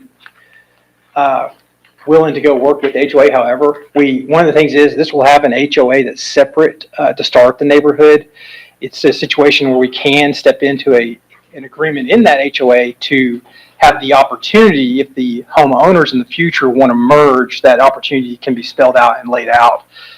It'll be a different HOA to start, namely, our HOA is probably going to be a little more expensive to start with than the existing HOA is. We have a lot more green space to maintain, and we'll have a lot less residents to start off with day one. And so therefore, we'll control it and also be the ones contributing the funds to make sure that that green space as we build it is maintained and operated properly.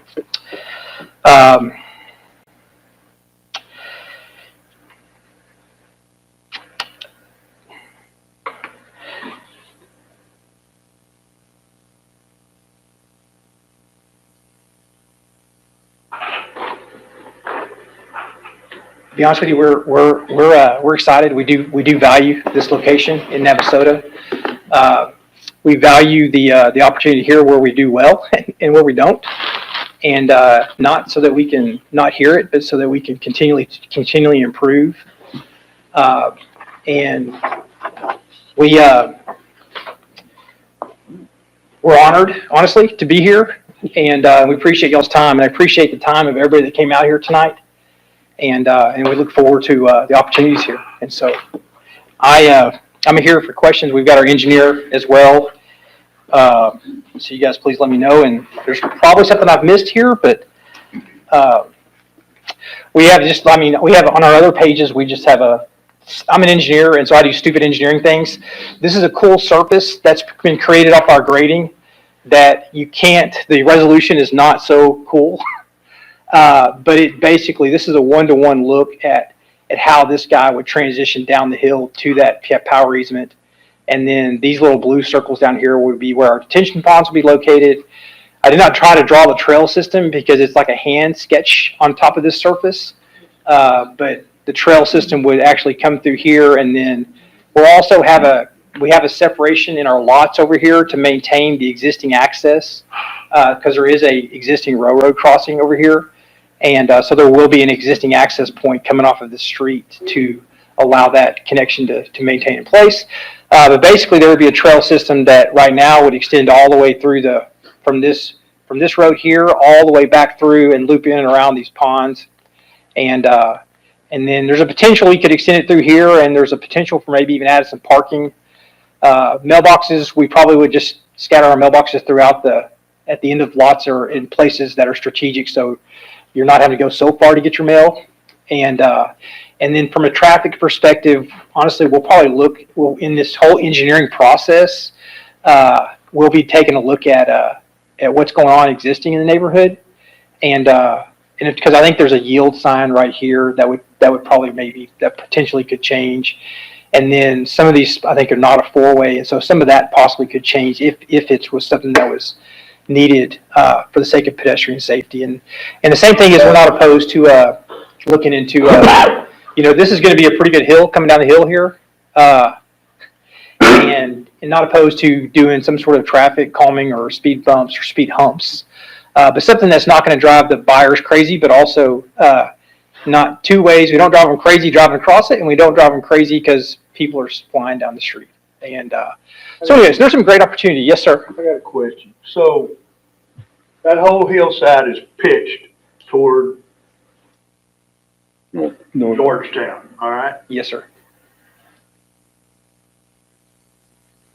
I know you haven't gone through engineering yet, but that's some pretty significant drainage management you're gonna have to do to keep the guy on this street from getting water in his back door from the other street, okay? Because you're essentially, I say 6 blocks. Right.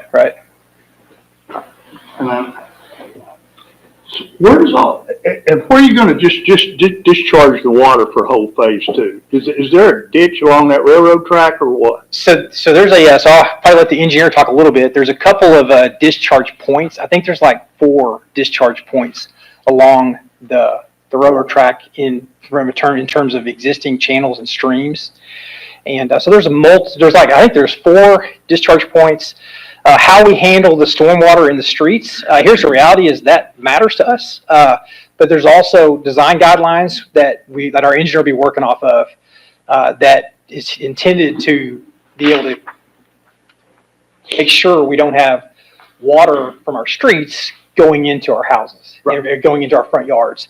And so therefore the water that, because these lots are going to some of these lots are going to be set up so that they'll have a break point, I don't know, midway front of the, so some of it's going to drain from backyard to the other backyard. One of the advantages here is we're not flat, and so we'll be able to go in and create the slope that we need to succeed. And I understand you got to grade it out and all that, but. And we've been doing a lot of looking, guys. We've been bit hard in Pecan Lakes. But I'll tell you, we learned a lot in phase 4 in Pecan Lakes, and we've done a lot in phase 4 and everything we've done going forward. So at the point where I'm not aware of us having yard drainage right now over there, and so it's one of those things where we've been trying to learn and trying to improve, and because the goal is we really don't want the ability to not be able to take care of our customers. And there's challenges out there because it's done by humans. And, but at the same time, we truly don't want to, we want to be good neighbors. And so anyway, so I think this is going to be another example of the learning that we've been doing. And I've been an engineer here in Brazos Valley for about 15 years now. And I've done work in the flatlands of Houston to the I want to call the mountains of that Magnolia area, where it's super hilly and it looks like Colorado in the pine trees. And so anyways, we've done a lot of learning, and we've done a lot of things to implement to help our supers go build homes that drain. And so anyway, so I think this is honestly, I really like what we have laid out here. And I hope that you guys can see that too, and see the opportunity that sits here. And at the same time, we're all ears to hear the neighbors' concerns, and would love to come to a good opportunity, a good resolution, and how to go move forward here. And While we're talking about the slope, yes, sir. it creates other problems other than just the drainage. Some of these things, it looks like the lot going from the back of the lot to the front of the lot is going to be a 10-foot drop, which is pretty significant. Are you planning to terrace these streets, or? So they won't. So we have. And your models are back there. They look very good. They're almost all single story type thing. There's no hint of a split level or anything. So no, sir, there would not be a split level type of plan. They'd all have a foundation that's flat and no steps in the foundations of the houses. Some of the concepts we do when we run into like steeper lot situations is we'll drop the garage at times as needed to go create a lower finished floor of our garage. In this case here, we've tried to go set it up where we might have some fronts that might have an 8% slope, which is thereabouts. It's about a handicap ramp type slope. So from a physical perspective, when you're walking up a handicap ramp, that would be the extent of that type of slope for a front driveway. Provided you don't have to have a handicap ramp on it? You would not have to have a handicap ramp on it, no, sir. No, sir. And then that's also well within FHA rules for home loans and then we've tried to go set the backyards up in a very similar way where everything is a usable surface, and but we still allow the water to move through and try to get down the hill, and this is a challenge. I think we got to actually really like the plan we have, and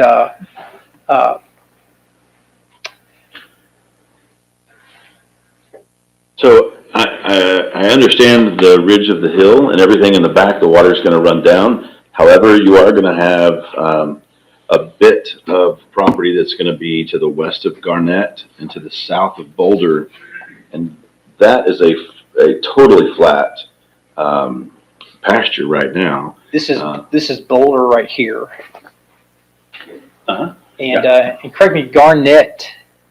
Garnett Court is the little, cul-de-sac just to the east of that new cul-de-sac that you. This right here. This right here. Yeah. That's Garnett, correct? I think so. Yes. Yeah. So, just so that you know, I used to be the HOA president for Stone Ridge, for 10 years, and I lived right there in that little spot. And the water doesn't flow out of the back. And when it did, when we had a really good flood, it would go through Garnett Court down to Boulder, and then it would flood over Boulder down by the mailboxes. So So the water, you're telling me the water goes, honestly, here's the reality. I don't really pay attention a whole lot to what's happening over here. What we pay attention to is that line there and this line here and how we manage our water. But you're saying this water comes in the heads of this, it floods that zone right there? That's correct. Okay. And so if you're gonna be building houses there, which will take up, grassland, which would absorb water, and you're gonna put concrete there or asphalt, that water is gonna have to go somewhere. So just be very thoughtful about what that looks like, because it floods over Boulder, coming from the retention pond, and then the buildup that happens on North LaSalle. Yeah, so my expectation, because these homes are really built on the ridge of this property. Yeah. And which is one of the reasons why it stopped and didn't go any further, is everywhere further it goes down, starts heading down a hill. But that's actually heading south, all of that. This right here? all of this right here heads south to 6. Yeah, so what'll end up happening is with this right here, we'll get graded so that all of our grade pulls it down. This will all get pulled back down so we can get into this detention pond and then this detention pond over there. So our stormwater will all get directed, down and through here. And I'll let the engineer correct me if you see me say something differently, but that's, so all of our stormwater from our development will all be, basically, it'll all get piped into, these ponds along the tracks. Good luck. I drove down through there here a couple of weeks ago down, it's maybe 2 or 3 creeks back there. How will you, divert that water from the creeks? You drove back into this area back here? Right down to the railroad tracks? Yes, sir. Yes, sir.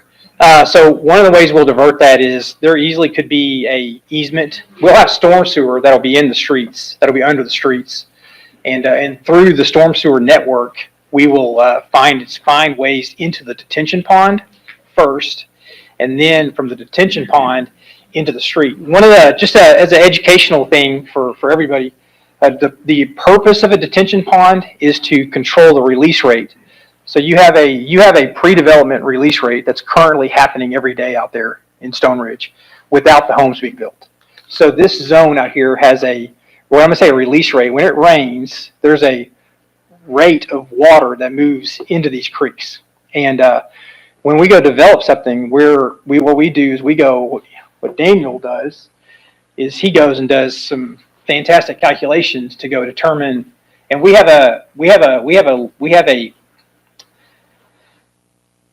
there is a chart that's basically been accepted by the state of Texas that defines the intensity of rainfall events that we typically see here. And it all got updated, I believe, when Harvey happened.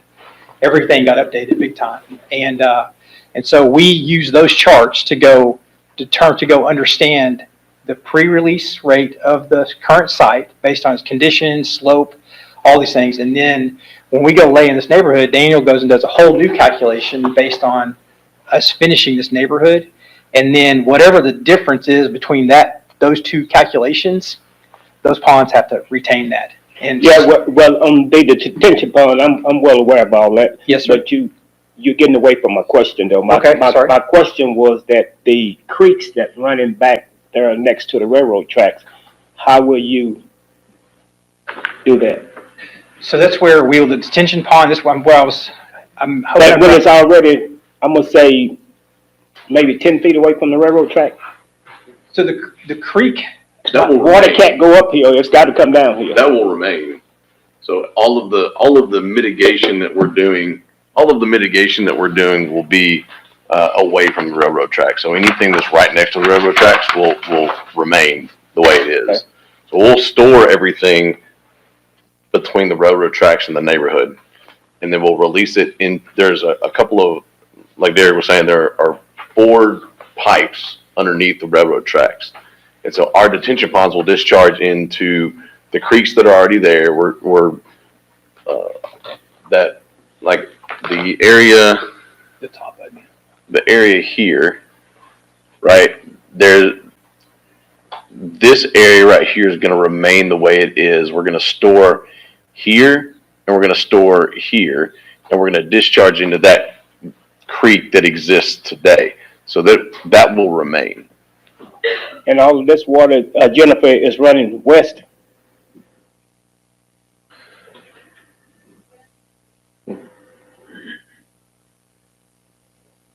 So all of this water goes this way. There's a drainage point. There's a pipe under the railroad tracks here. There's a pipe under the railroad tracks here. I think there's a pipe under the railroad tracks, I think right there. And then there's a pipe under the railroad tracks here. So all of our detention ponds will discharge to those points. How big are those pipes? One of them is a 42-inch pipe. One of them I think is a 48-inch pipe. I'm not sure about the other ones. They're significant though. Yes, sir. And those run north? Once they go through to the other side of the railroad track, then they would need to go north to the river? They go to the river. But once it goes to the other side of the railroad tracks, we have no control over those. But it'll be mitigated before it gets to those discharge points, to those pipes into the railroad tracks. Okay, I've got several of them. On the railroad tracks down at the back of the property, west of the property, are you gonna do anything to protect the kids from getting on the tracks? Because you're proposing a walkway back there. Yes. There is gonna be a walkway there. Those sidewalks will be on top of the detention pond berms. Is there gonna be a fence between the track and the walkway? So that's one of the things we have not, I mean, honestly, I have not like stared at that in detail, but it's one of those things where if we see there's a potential safety issue that we would like to do what we need to go try to protect that. We're trying to leave the vegetative buffer there, and if it means we need to go in and try to build a fence of some sort, I don't really want to go kill the visibility because I think there's some value in the visibility, but I think there's definitely not it will not be paid attention to when it comes to the safety that's back there of the joggers, of the walkers, of the families. And so it's definitely a unique part of building something next to a railroad track is how to go protect and how to go help the neighborhood not have that opportunity. I know you're just here for the zoning change, but I've just got questions since you're showing pictures and everything. You mentioned a few minutes ago about everything was going downhill, but the lift station is gonna have to go uphill. Yes, to hook to the existing. The tie into the existing gravity sewer, yes, sir. So who is that? Is that the city or is that the developer? Well, we'd love for it to be the city. Yeah. But it's not. It's so we built the lift station. So you're gonna have to have a heck of a lift station there, huh?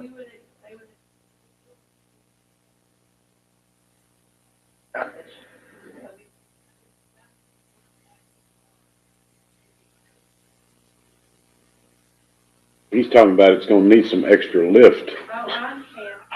Yeah, 'cause you're going. You wanted to know who does that. Right. They install justice and we.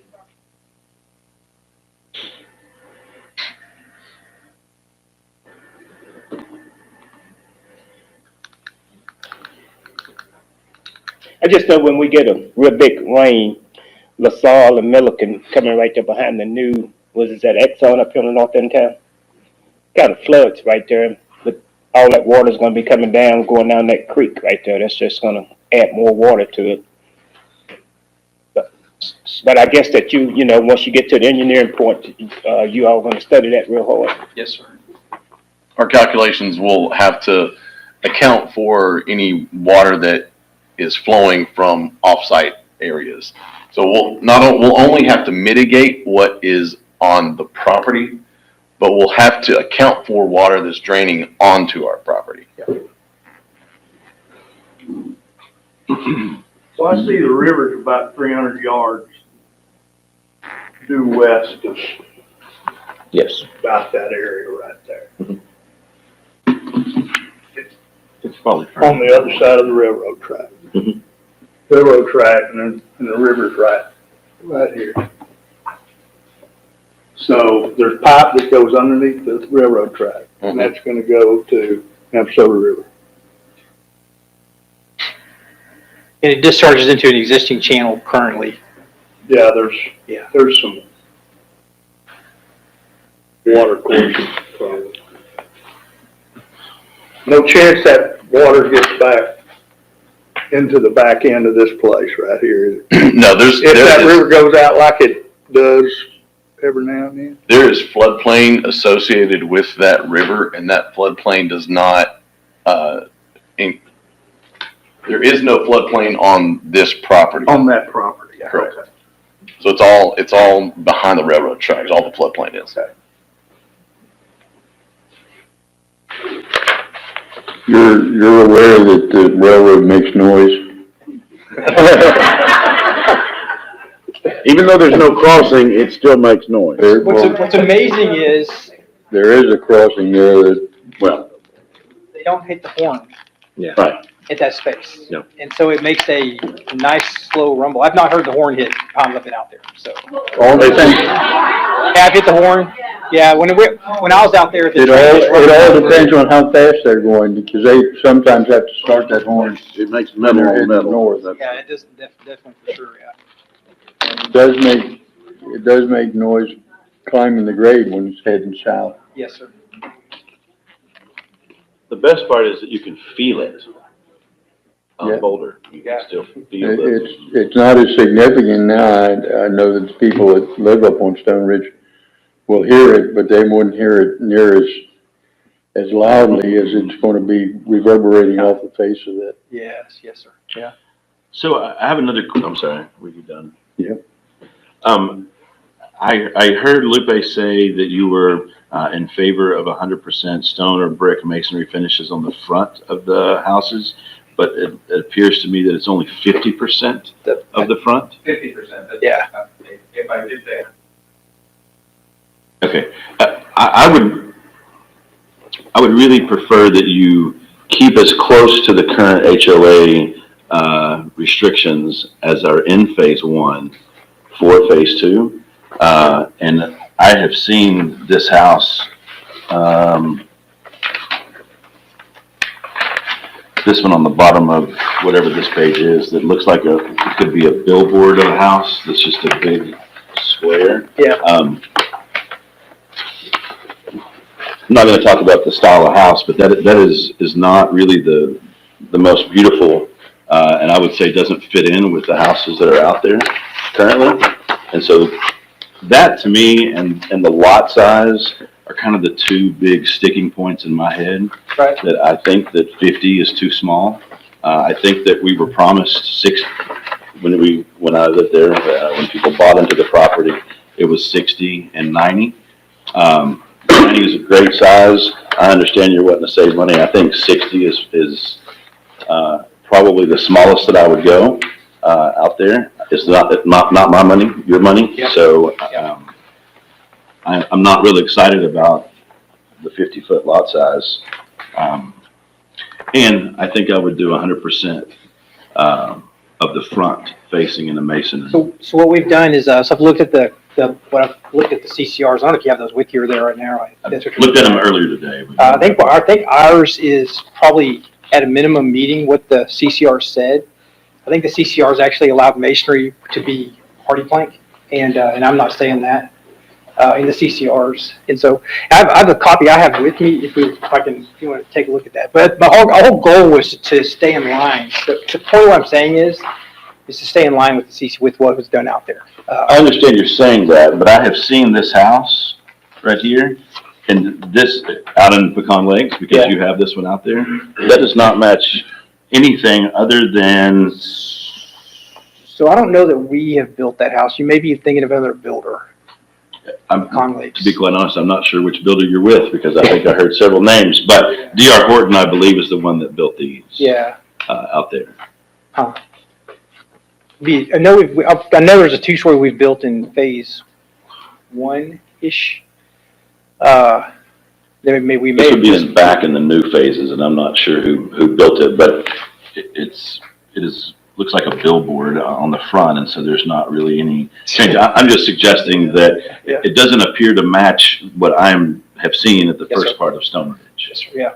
So our intent is on the CCR once again is to respect what's already been done out there, and it won't be an exact replica because those homes were built 14 years ago. It's 2008, 9, 10. Some were built recently, but the intent is to really respect the integrity of the neighborhood, and honestly, this is a challenging space. We're hearing it. There is a railroad track noise, so there are things that somewhat diminish the returns, but I do think we're putting something out there that is a great opportunity when it comes to the green space, when it comes to the trails, and giving others the opportunity to come in and live in Navasota.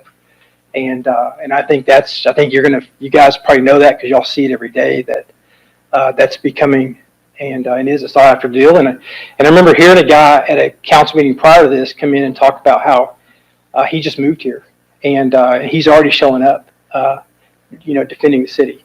And that's one of the things I think is great about this place. And that's my hope, is that we'd bring in more people that would be neighbors just like that, so. I get it, and you heard me with my explanation with Altamira in the first, and Yes, sir. the agenda item before. We don't have very much space to build things. Right. And so I'm not a big fan of cramming houses on top of each other. This space right here is probably the most beautiful space in Navasota, I would say almost maybe Grimes County, because of the view that it has. So having lots that were a little bit larger than what everybody else is doing, while that may not make you a lot of money, and I apologize for that, Sure. And to decrease the amount of traffic by increasing your lot size may be helpful to the rest of the residents in the front part of the neighborhood who don't want, 500 cars extra in the neighborhood. I don't know. I'm just suggesting that my perspective is that you need to keep with the same lot size, at least to have the similarity in phase 1 and phase 2A. I think if there's a concession there, I think that potentially having like a wider setback is something we might be willing to go explore. If that's something that you guys would be willing to go explore with us, is maybe doing, we've offered the 5 foot, I think, along those lines. It's one of those, what's the magic number? And, it's like we tend to stick with round numbers, but I think we talked at P&Z that maybe there's a 6 foot setback that might be more appropriate, but once again, it's what's the magic number? And the reality of it is that I'm not so sure. There's a lot of things that make a house look great and make a house look appealing. And sometimes it can be as simple as the position of a tree in the front yard that draws our eyes and attention to a property. And so it's one of those things where I'm not sure what the real magic deal is here outside of, I could go back and say, we could do a 6 foot setback if that's something that council would be willing to go with this. I do think this is I think it's a good plan for this particular spot and for the view, and trying to respect the fact that this was designed, as pointed out early on, for a neighborhood to be down the hill from it. And things we do try to go create homes that are attainable. And so I think we have a pretty good concept here, and but I understand but it's one of those things we never really know what the magic. And once again, if we see that the demand is for 80 foot wide lots, and this is a minimum standard for this neighborhood, and if we say things change, we want to be nimble all the time. So again, just realizing that because it is one of the most beautiful places in this area, I think that, and 7 foot setbacks are very important. Sorry. Yeah, that's switch, good. but I think that 7 foot setbacks are you almost have to have those. Sorry, I'm a little jumbled because I'm excited about the potential in you guys being here and coming up with options is amazing. And I like what you've done to help protect the folks at the top. It's the people on the other side that are coming in that are going to be, sitting on top of each other. And that's still just know that that's why I am concerned about that. My feelings on the deal, also, once again, I know that this discussion here is real good because it lets you go back and ponder in your head what you're going to do, and everything is to keep the same lot sizes that we have now. And because you live in College Station, we're here in Navasota. People that's going to come back to Navasota and want to live, we've got standards already set, and I'm going to be in favor of leaving the lot sizes the same way that the phase 1 was. When people bought phase 1 up in Stone Ridge, they knew a phase 2 was coming. In my mind, they're thinking that it was going to be the same lot size as phase 1. Phase 2 would be that same size, but to come in and, I'm going to use the word, not belittling you or anything, I'm going to use the word backdoor, come in, trying to put more houses on top of them and everything. I don't think that we need to go that route. That's my feeling. Yep. And let me ask you another question, I'm sorry. On these maps that you just gave us, there's a road that has mailbox on it. Actually, there's two of them. Those are sort of generally locations where mailboxes could be placed within the neighborhood. Sure, but those mailboxes would actually take up a lot. So there's a couple options. One of them is, I believe, on that easement where the electrical easement's located. And then another one is we can put the mailboxes just basically with the sidewalk. So it doesn't actually interfere with the lot. It would just be a mailbox unit. And one of the ways by doing that, we can put more mailbox units scattered in the neighborhood. So your mailbox unit isn't so far from your house. So it would not take a lot though. So unlike phase one, that has a built covering, for the mailboxes, Yes, you sir. wouldn't be in favor of having something like that? If they're built into the sidewalk? Honestly, that was something that made or broke this deal. Like it's something we would definitely go consider. And I don't know that that's a zoning per se thing, but that easily is something that we could go work through in a preliminary plan world. So I hope is that that's not something that would injure the zoning opportunity.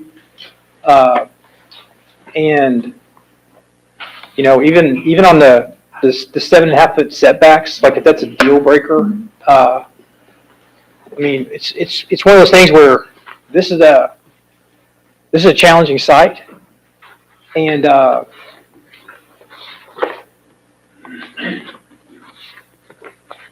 a challenging site, and having being able to go do. I mean, the existing Stone Ridge has homes that range from 1,200 square feet and up. So there's a variety of lot sizes, a variety of lot width. I mean, house width. There's a variety of house sizes, a variety of house widths. And so I think you'll see a very similar appearance. And if it's a situation going 7.5 foot setbacks, it won't be as.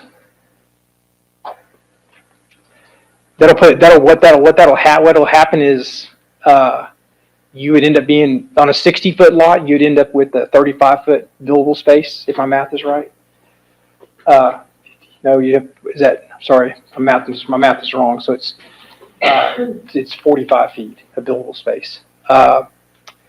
And anyways, so that's it. Our goal is really to try to get moving forward on this, and I wish there's a way to go negotiate this and figure this out tonight. Well, we want you to move forward with it, but at the same time, we want you to stick with the same lot size. I do. Yeah, you do. Myself, that was in phase one. I think what Derek was trying to say is that if you provide a 60-foot lot with a 7.5 foot setback, you get a 45-foot buildable space. If you put a 50-foot lot in with a 5-foot setback, you have a 40-foot space, buildable space. Yes, that's smaller, but it's not as significant as you might think when you go from a 50-foot lot to a 60-foot lot. Let me tell you, the significance is that I can hear the little kids playing basketball right outside the house that's not at my house, or the cat from the neighbor's garage as it's crying because I'm so close to him. And those are things that seem ridiculous, but are real, and people are concerned about those, and people complain about those. So, and I was talking about from a visual perspective as far as what the house looks like from the street. Well, the visual perspective is you take a picture of it and you say, okay, here's the neighbor's house because I can't get the frame so small to include just the one house. You know, I get what you're saying, but having lived it for so long, I know that there are issues.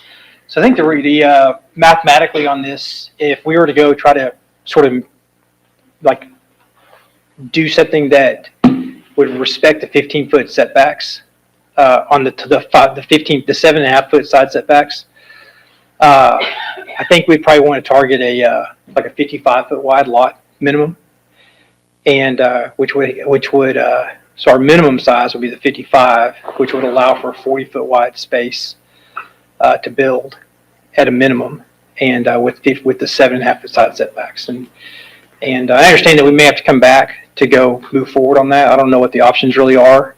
But that'd really be my request. Even if I had to come back, my request would be, and it's going to impact us. I mean, here's here's reality. We're doing our best to try to impact to benefit. And the reality is we're destroying the pasture. But we're putting a neighborhood that was always going to be down the hill, given the right concept and the right way to pull it off. And so I understand that we're taking that away, but I also know that we're providing something that's going to be a destination type place when it comes to the trail system and the ponds and the opportunity that this hill is, and even still being a hill that has a view. But where I'm going with this is that these are things that don't really matter. That it's not really worth me saying out loud. But like the street and the utilities cost a lot of money to go put in the ground. And one of the best parts about this street and utilities is that this street and utilities, based on the current standards, and you guys hopefully see this, but I'll tell you now, you may not actually. But my expectation is that these are going to be a long time before there's maintenance required. Based on how we go design things and build stuff. We're not the guys who've been building this town prior to us. If you're speaking on, you are who? I'm Derek Walton with D.R. Horton. Okay, so Yeah, just to be clear, yeah. And what I mean is this, that we will care, we do care. We have, it's one of those things where this is going to be an opportunity to have utilities that are brand new, and that should be a low maintenance neighborhood for a long time to come, and benefit the city that way, and with new people. And so, anyways, I apologize. I appreciate y'all's consideration. I think we're probably, if I was to have to come back, I'd probably come back with the 55-foot lot width minimum with a 7.5-foot side setback. If that's something down the zoning side that could be considered tonight, we'd appreciate that. And we appreciate y'all's time, and I don't want to belittle everybody else's time because I know that this is a sacrifice by everybody to be here tonight. So I appreciate the opportunity. it's not a sacrifice. It's very important because these people are living and breathing with what's going to be coming in. So Sure, yes, sir. yeah, we're here to do what we need to I do. know it takes people's time to be here, so, and y'all guys are not doing this for money, so. We're not? Just real quick on that construction entrance you were talking about earlier. Yes, sir. You said that have you spoken with that property owner Yes, sir. already? Yes, sir. Because it would, in my mind, be much preferred to use that option and not Emerald Drive. I agree with you totally. It's a matter of getting the same coordination from TxDOT to get a temporary access and allow them to allow us to use that point. And that's one of those things that's not necessarily in our control to use that unless TxDOT allows it as well, so. And it seems like that's probably more dangerous than the Emerald because it's right at the crest of the hill. Well, yeah, it's an existing point. It won't be accessed, that means, the limited, it'll have limited access points, but yeah, there's definitely some, with TxDOT and tying into a road like that, there's definitely gonna be a consideration of what's the right way to do this from a safety perspective. So I appreciate the consideration for the phase one residents that you guys would move all that out on one end so that stuff's not going through the neighborhood.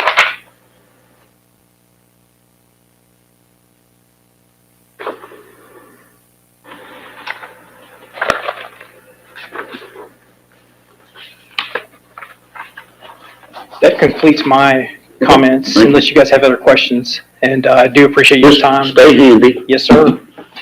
Anyone else wish to speak at this time? Open mic. 3 minutes.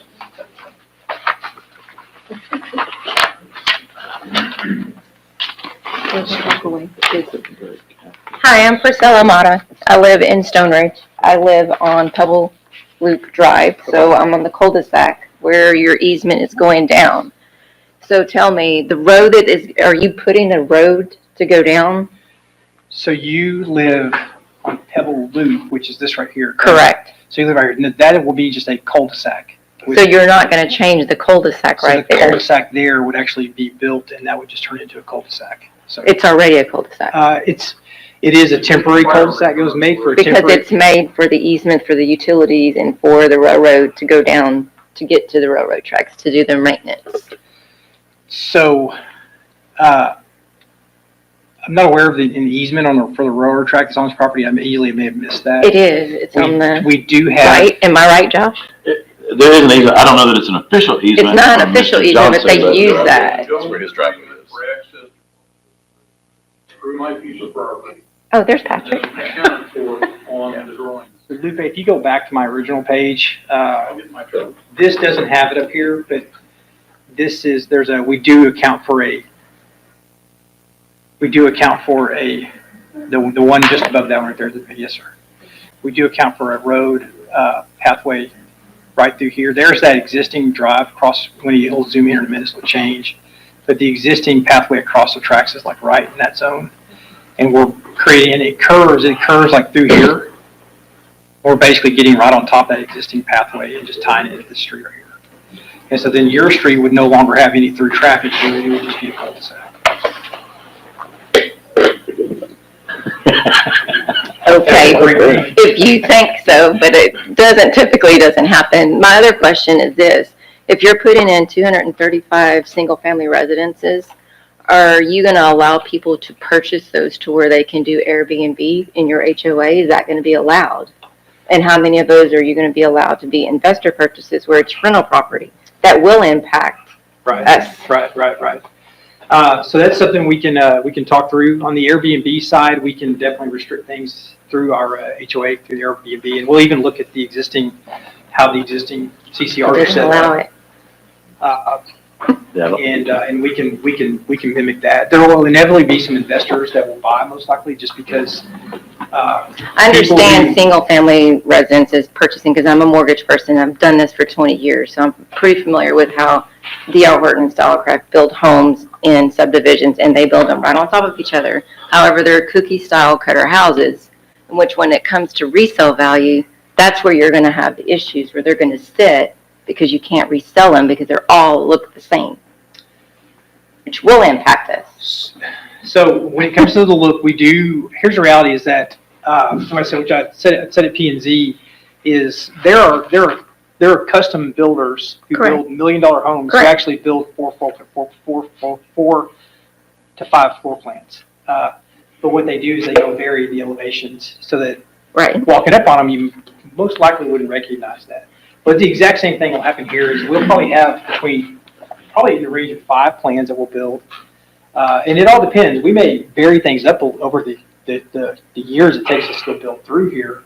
But every one of those plans will have at a minimum 2 elevations, and but easily could have a 3rd or a 4th elevation that we do with those plans. Right, but then when it comes time for them to do upgrades, and that will impact how the resale value is, because if you have too much in upgrades, then the person next door or 3 houses down has the same style home. It will impact them on their resale because they don't have the same things that are inside the current home that was a custom that had upgrades. With the appraisal values, it will impact. So on that, I don't have a way to I project the that. future and I even understand project that. how people take care and maintain their homes. Right. It's time. Right. Thank you very much.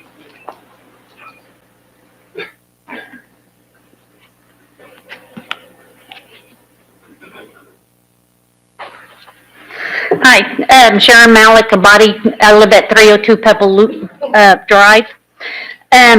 My concern is, as you've already stated, is the size of the lots, with them being 50 instead of 60 at a minimum, instead of 60 or 90 to match the current existing.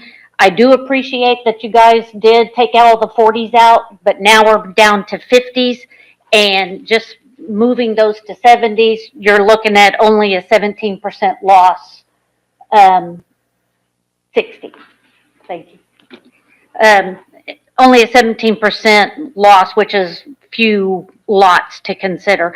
The average current size right now is about 9,000 square feet. That's average through the existing Stone Ridge. So with the 50s, that's going to bring the average size down to 6,200 square feet. if we stay with just the 50s. Now, our neighborhood were more deep set, at least 10 feet minimum, with a 10 feet restriction on the back also, because all of the power, the phones and everything runs through the back, so you have to have space for Mid-South to come through there and to put in more. Concerns about just the green space, how much green space is going to be destroyed and the wild animals that we have out there now, deer and everything. I always walk my dogs and all them back in there, and it's really pretty. It's quiet, except for when the train comes by. And I would never buy a house that would be that close to the railroad track, just my personal opinion. And concerned about single stories. I saw that one perspective on the north side, that it was graded down, so the existing homeowners had still their view. But what about the other homeowners that have view on Pebble Loop and Boulder? That are they going to be single stories going down, so those views are not obstructed either? And then I also have a concern about the construction entrance that we read, because you exit that freeway going 75, it's 60 at the top of that hill. You top that hill, that construction entrance is going to be a blind spot. So if there's a big truck coming out there, it's going to be a wreck. We have enough wrecks on that road already, just in our neighborhood, without adding the over 470 cars. That's a minimum 470 cars on 2 entrances that exist now. Thank you.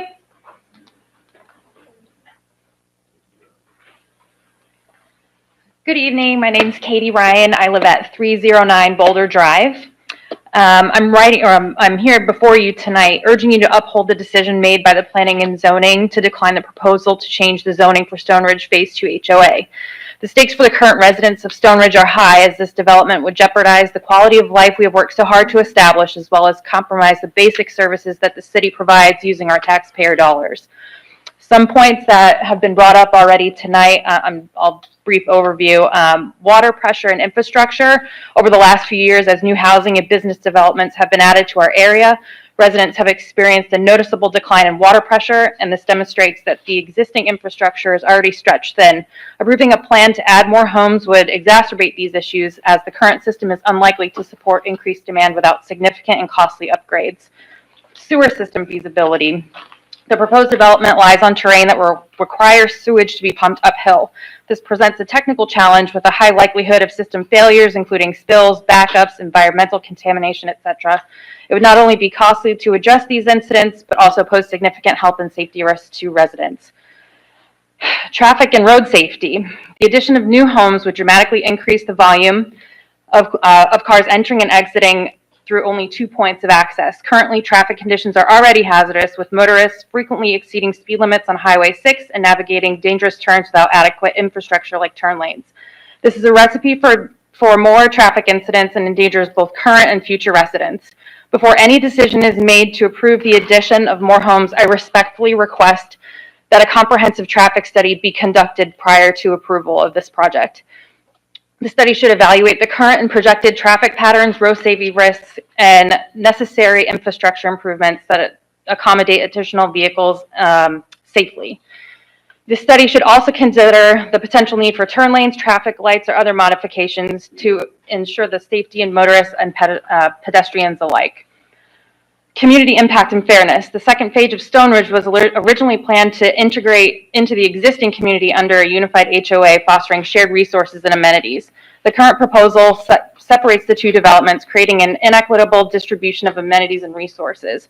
This division would diminish property values for existing homeowners, as prospective buyers are unlikely to see value in a fragmented community. Developer priorities and accountability. The developer proposing this project has a track record of prioritizing profits over quality and community well-being. It is crucial to scrutinize their claims and ensure that decisions are based on what is best for residents, current and future, not corporate interests. The long-term impact on Stone Ridge must take precedence over short-term financial gains for a developer. Some additional considerations would be environmental impact, overcrowding, the precedent for allowing a zoning change for the size lots that are being proposed. In conclusion, this proposal presents far more risks and challenges than benefits the residents of Stone Ridge. I strongly urge council to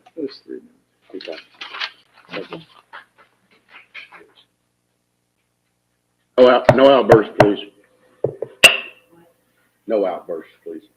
Thank you. Okay. Hi, my name is Lynn Gardner, and I live in Stone Ridge at 105 Garnett Court. Thank you, Josh, for taking care of us.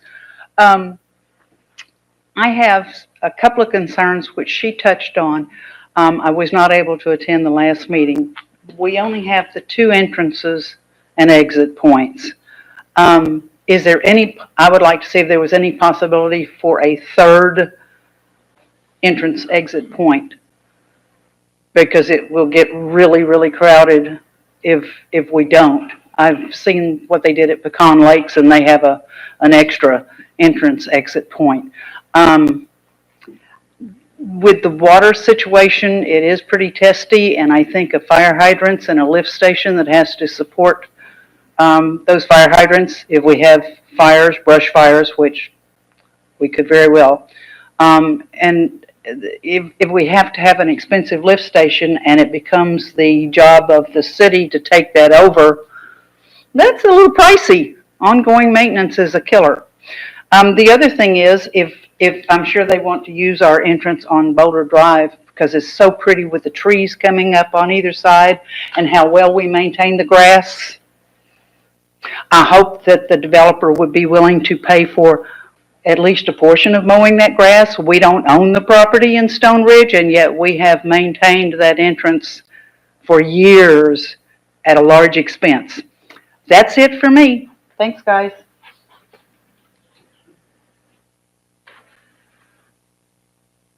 City Council, thank you. I'm Steve Johnson at 208 Boulder Drive, and I have the enviable honor of following Josh as the president of the HOA. I don't speak for them, but I do have some concerns. And one thing that doesn't have to do with drainage or traffic or lot size.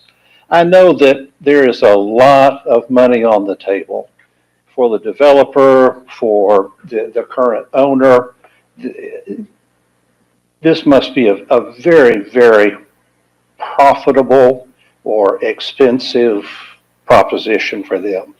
But for every single homeowner in Stone Ridge, that little property that we own is a significant portion of our investment currently, in retirement, and in the future.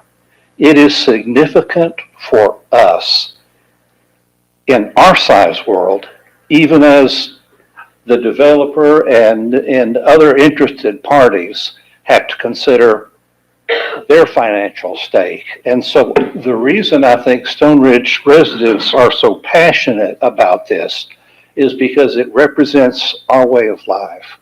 As has been said, you know, when you look out my dining room window and you can't see into the bathroom of the neighbor, but you can tell whether someone is in the bathroom or not, even with the privacy fence, that's a significant impact on our way of life.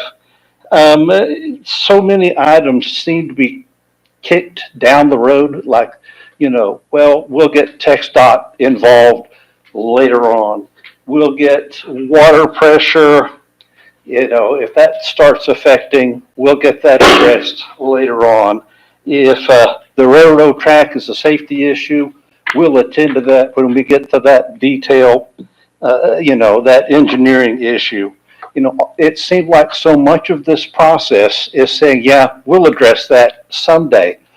I've heard a lot of promises from a lot of politicians that don't always get taken care of, even though initially promised. And I'm concerned that not all of these issues will be addressed. Drainage. I'm at the top of Stone Ridge on high ground. My family has spent thousands of dollars addressing water that doesn't stand, but flows very slowly from the front of our lot down either side into the poor people that live behind us, the Murphy house behind us. Water does not drain well at the top of the hill. I just am concerned about what our new neighbors are going to have to live with at the bottom of the hill. Last of all, Mr. Mayor. okay, thank you very much. Thank you.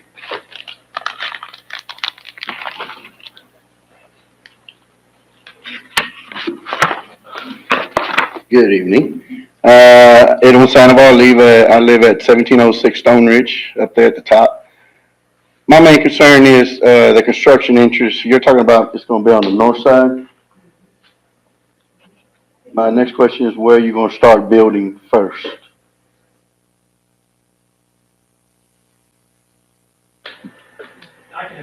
Is it gonna be right here?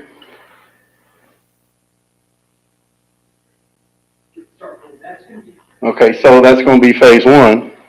So you mean to tell me construction trucks and all them are gonna come all down this hill? Yes and no. Because, I don't see you doing a road from way over here, coming all the way down here for phase one. Most of the time, these trucks are gonna come in from here to get here. This is the closest way for them. And I don't like to say this, but our road is in good shape, but it's starting to crack. And I know your phase, all this roads are gonna be concrete. Correct? Yeah. That's the only thing I'm saying, is if his construction interest is gonna be here, and he's gonna start down here, that's a hell of a long way of a road to build for your trucks. And the other issue is the water pressure.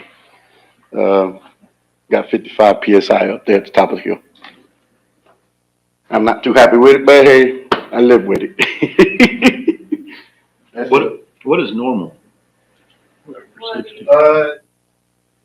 Your normal is 75, depending where you're at in the town. Is there, Pecan Lake's got about 75. They got good water pressure. is,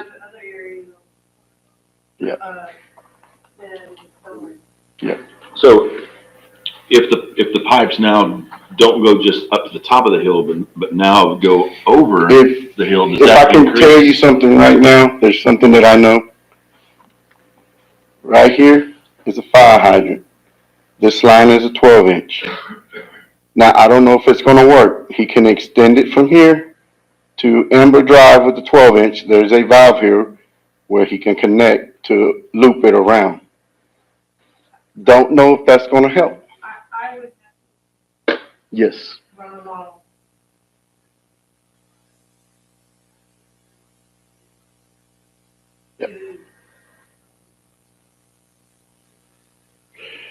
So to Mr. Johnson's point, who's behind you, we approve this now, it gets approved, they come in, and then we do all of this, and of course, I don't know a time when they say that, no, this isn't gonna work. It seems like we always get told, yeah, it's gonna work. So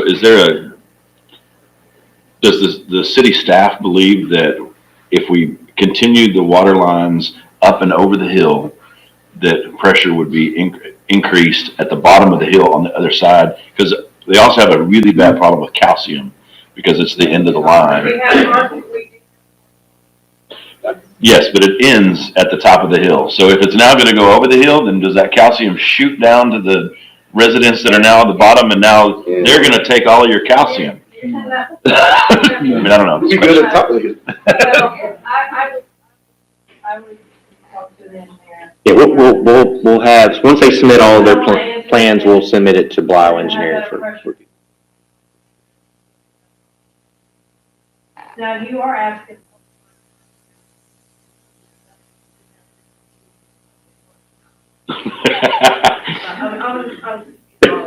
Okay. Calling you out, Brad. I won't get into that, but very good. Okay.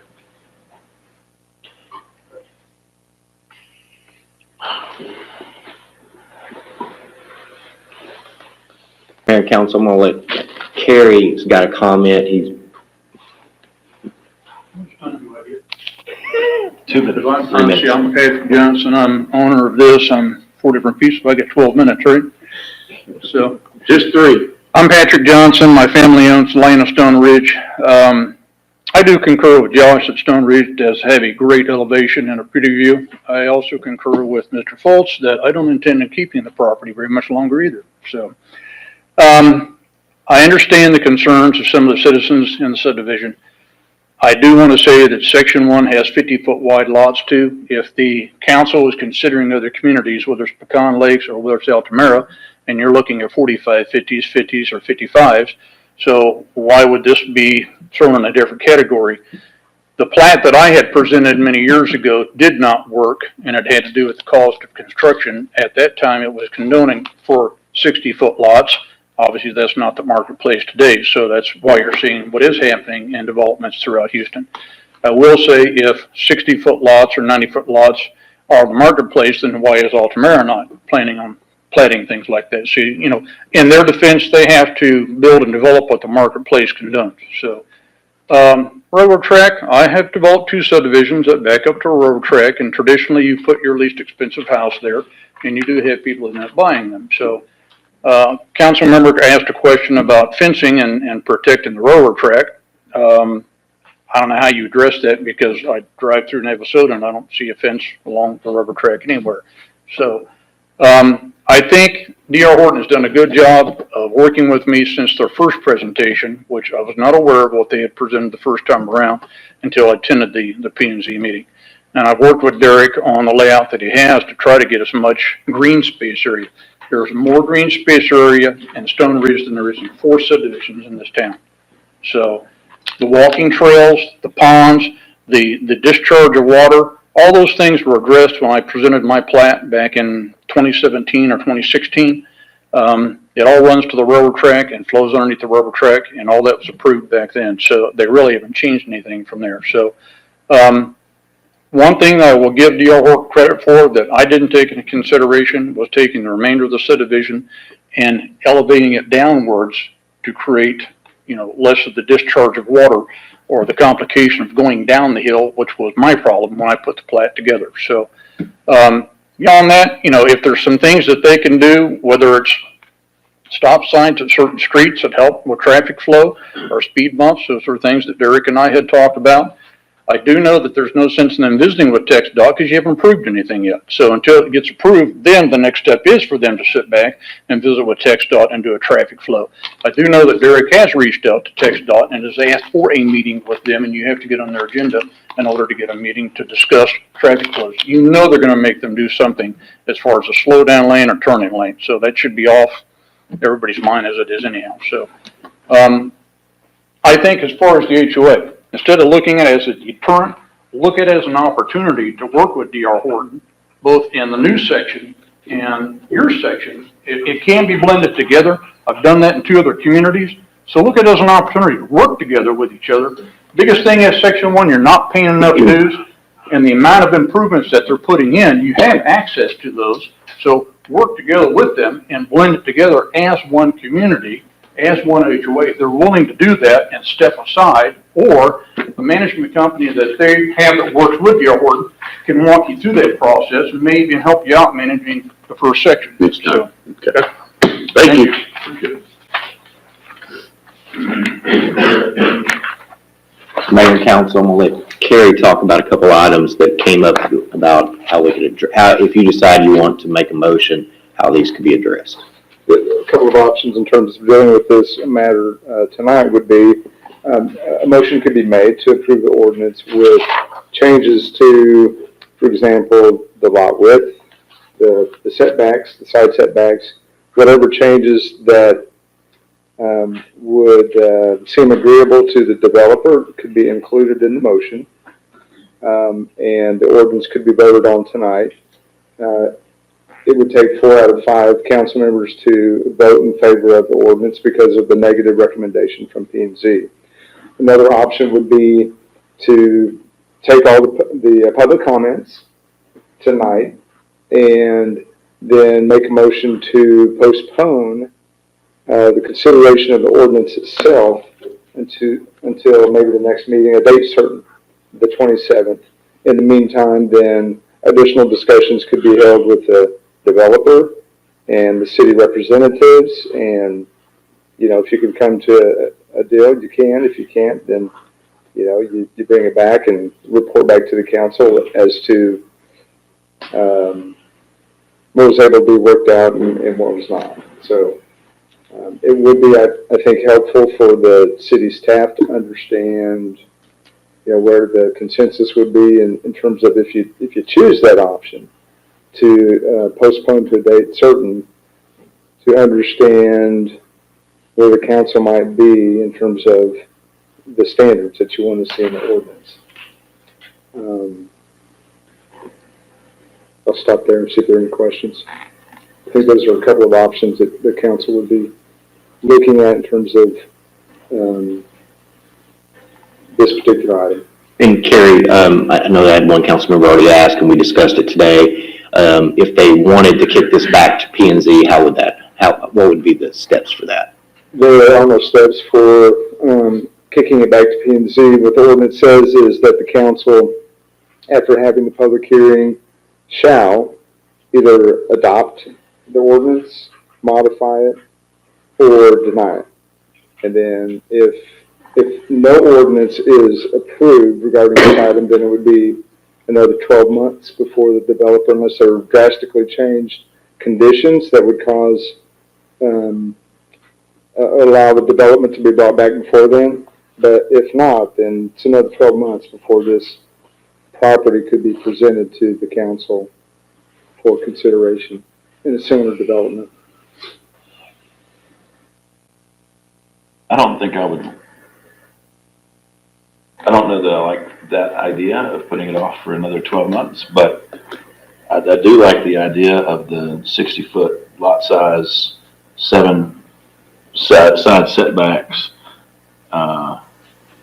and whatever the wording is for the stone that would need to be on the front of the house from the deed restrictions. That would be my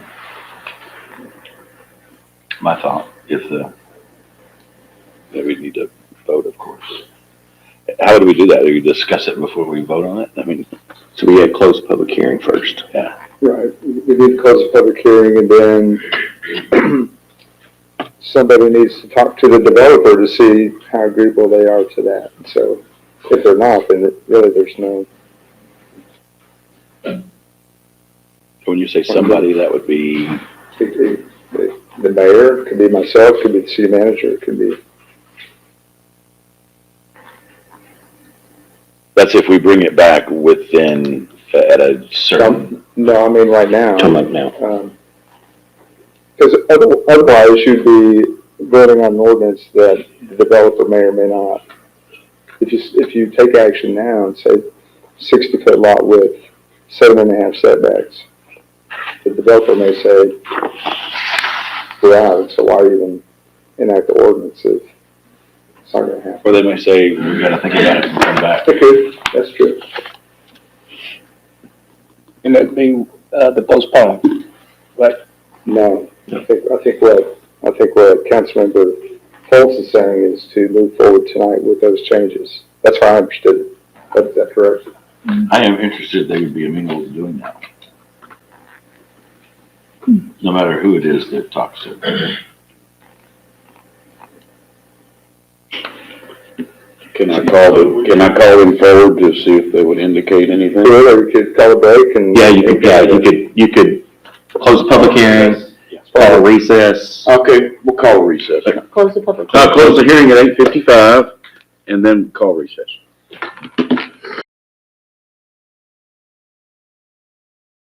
We'll reconvene from recess at 9:39. Mr. Mayor, I move that the consideration for ordinance 1062-25 be postponed to the January 27th city council meeting. Second. A motion by Mr. Fultz, second by Mr. Yesner to postpone the agenda item till January 27th city council meeting. Any further discussion? Favor say aye. Aye. Any opposed? Seeing none, item carries.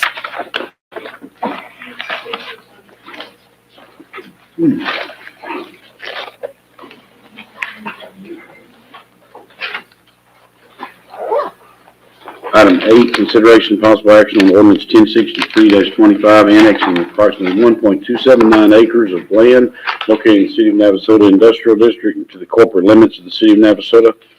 Said land being described as all that's certain, 1.279 acre tract or parcel of land out of the John Moore League, abstracts 46, being the same 1.279 acre tract or parcel of land described in that certain special warranty deed from Advanced Hydrocarbon Corporation as grantor to Don Parkerson as grantee, recorded in volume 1675, page 631 of Real Property Records of Grimes County, Texas, located at 9314 Interstate Drive, Navasota, Texas 77868. Mr. Mayor, City Council, just a brief background. The proposed tract to be annexed is within the City of Navasota's Industrial District that was established in 1979. Any properties that are within this industrial district, the city has the ability to enter into industrial district agreements. The one subject tract left, the 1.279 acres, staff for the last several months, I know finance, legal, and other members of staff have been involved in trying to enter into that agreement. Unfortunately, it hasn't been successful, and so the last step is to annex this property. We've done all the public notifications in accordance with state law, as well as contacted the property owner several occasions, and I think there's just been no success. In your background, in your agenda cover sheet, we left both property descriptions in there, I believe, but this is only for tract 1, the 1.279 acres. The other one, we were able to successfully enter into that agreement. Ordinance 1063-25, correct? Yes, sir. I move to approve ordinance 1063-25, approving the proposed annexation of the following described territory in the corporate limits of the City of Navasota, A0046, J. Moore Tract 63-1, 1.279 acres, R 42239, located at 9314 Interstate Drive, Navasota, Texas 77868. Tract is located in the City of Navasota Industrial District in Grimes County, Texas. Thank you. Have a motion and a second by Mr. Stevens. Any further discussion? All in favor say aye. Aye. Any opposed? Seeing none, item carries.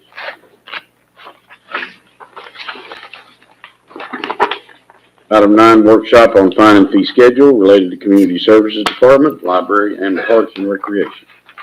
Good evening, Tiffany Byers, Community Services Director. So back in October, we began reviewing policies for the library and Parks and Recreation. We brought those policies to City Council on December the 9th, and those were approved. At that point, we began looking at the fee part of those policies for both Parks and Rec and the library. We studied surrounding cities and cities that are comparable in size to ours to see how competitive we are as far as our rates go. In doing that, we found that when we looked at the ordinance online, it says that the last fee schedule was 2010. Which was 15 years ago. As you know, the economy has changed a lot since then. Everything has gone up, including staff cost. So we were pretty far behind as far as our rates go, especially when it comes to Parks and Recreation. So we came up with a proposed fee schedule. And so we're here tonight just to get feedback from council. Once we have council's feedback, then we'll be bringing back an ordinance at on the 27th at that city council meeting. So the reason, of course, I feel like a preacher, when it comes to tithing, that sermon, right? So fees are necessary. It can be, kind of an uncomfortable conversation, but it's one that we need to have 15 years later. Now, here we're standing, our buildings have not been maintained properly. So at the Navasota Center alone, we have 6 AC units that are over 20 years old. So we need to start looking at ways that we can start maintaining those buildings better and get back on a better plan. And to do that, we need to increase revenues, which means increasing some of these fees. Another thing that we looked at was when the facility use policy city council committee came together, one thing they wanted to see was a 3-tiered structure. So that meant doing a resident fee, a non-resident fee, and a nonprofit fee. So the proposed schedule includes those different tiers. We also just needed to do some cleanup when this came to the schedule. The RV park was still listed in there. We obviously don't have that anymore. There was a fee to rent out Bruley and Ketchum. We don't feel like at this time that we want to do rentals for those at this point. And then some other things like August Horse was being rented by half days and full days. We would rather do that by the hour. We could get a lot more rentals in. Sometimes we're renting 2 or 3 times on a Saturday. So just looking at some of those different ways to increase that revenue. Also, like the classrooms at the Navasota Center, we weren't even covering staff costs. Currently, those are $10 an hour. Our staff costs are about $15 when you add everything in. So currently, we're taking those at a loss.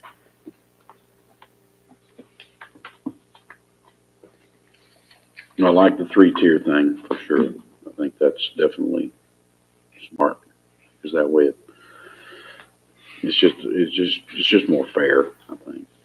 It is, and that's something that we're coming across too, is that there have been a lot of deals made by previous Parks and Recreation managers and things, so people are paying different rates. And so we want to get this across the board where when you come in, if you provide your nonprofit paperwork, then we're able to tell you this is the nonprofit rate.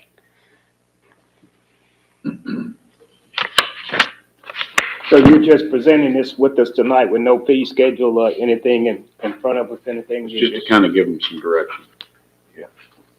We do have a proposed fee schedule. I apologize if that was not in your packet. I do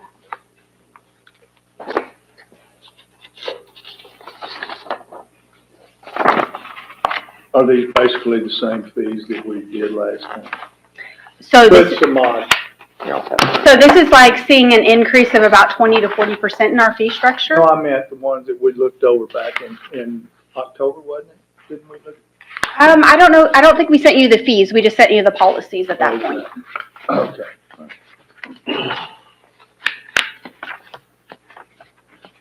Down to dollars now.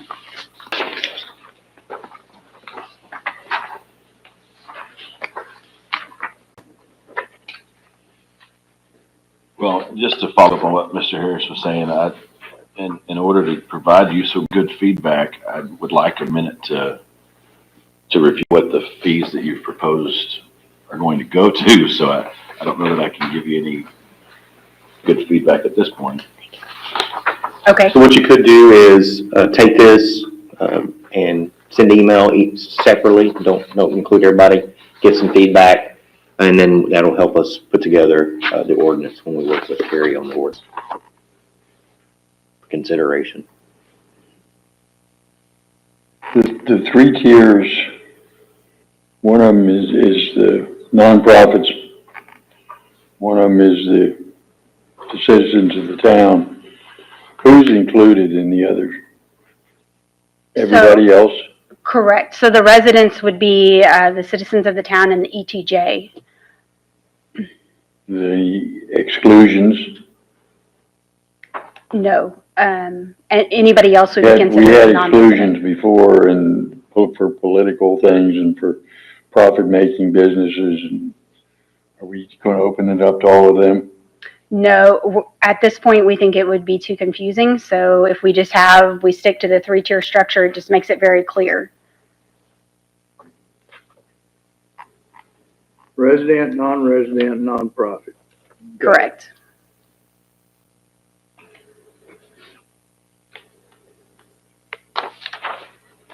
So I know that one of my sons,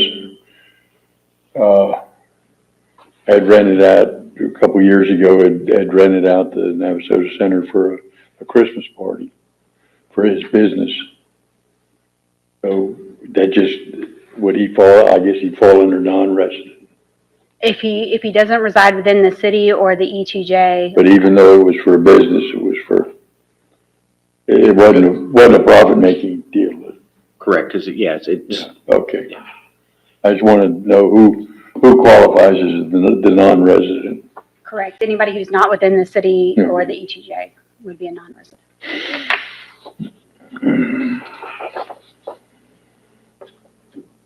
What does it mean when it says delete recommended?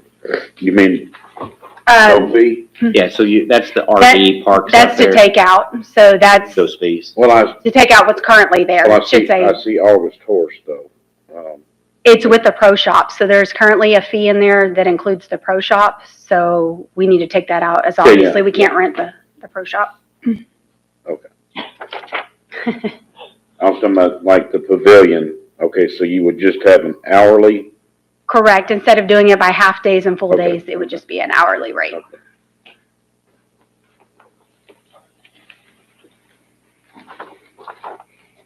Does this keep the cost that we were doing for,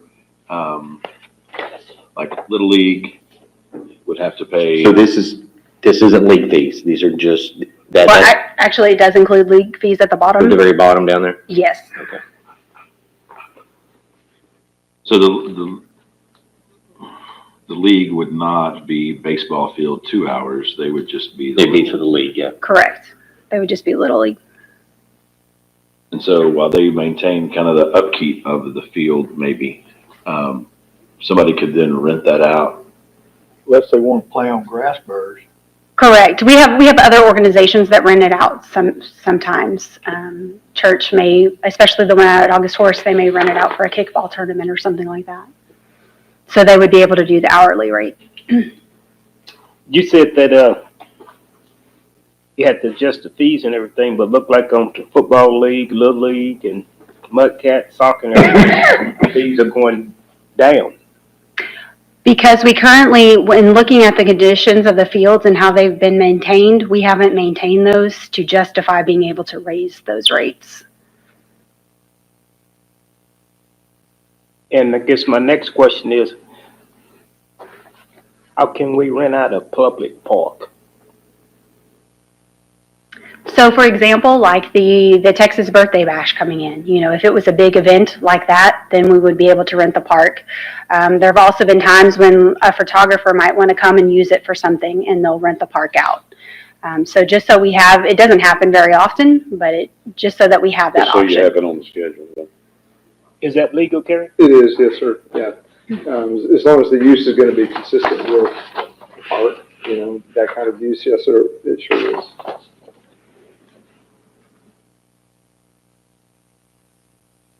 How long is the Mudcats season? How long do they occupy the pool? It kind of varies. It's hard to say because the pool's been, so usually it's April through July, the end of July, somewhere in Okay, so there. it's not really in peak pool season. It's kind of off peak. It just depends on how many meets we have here too. Like this year we had more here because Brenham had an issue with their pool, Bryan had an issue, so we hosted more here, so their season extended a little longer.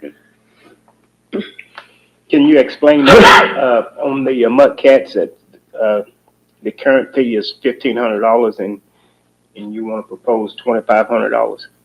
Correct. So the lifeguard rates have gone up. And we've also had to pay more incentives for lifeguards to be able to get those. So that includes our lifeguard rates. So when the Mudcat uses the swimming pool, the city furnish? Yes, sir. The lifeguards, yes, correct. So that's a built-in cost. Correct.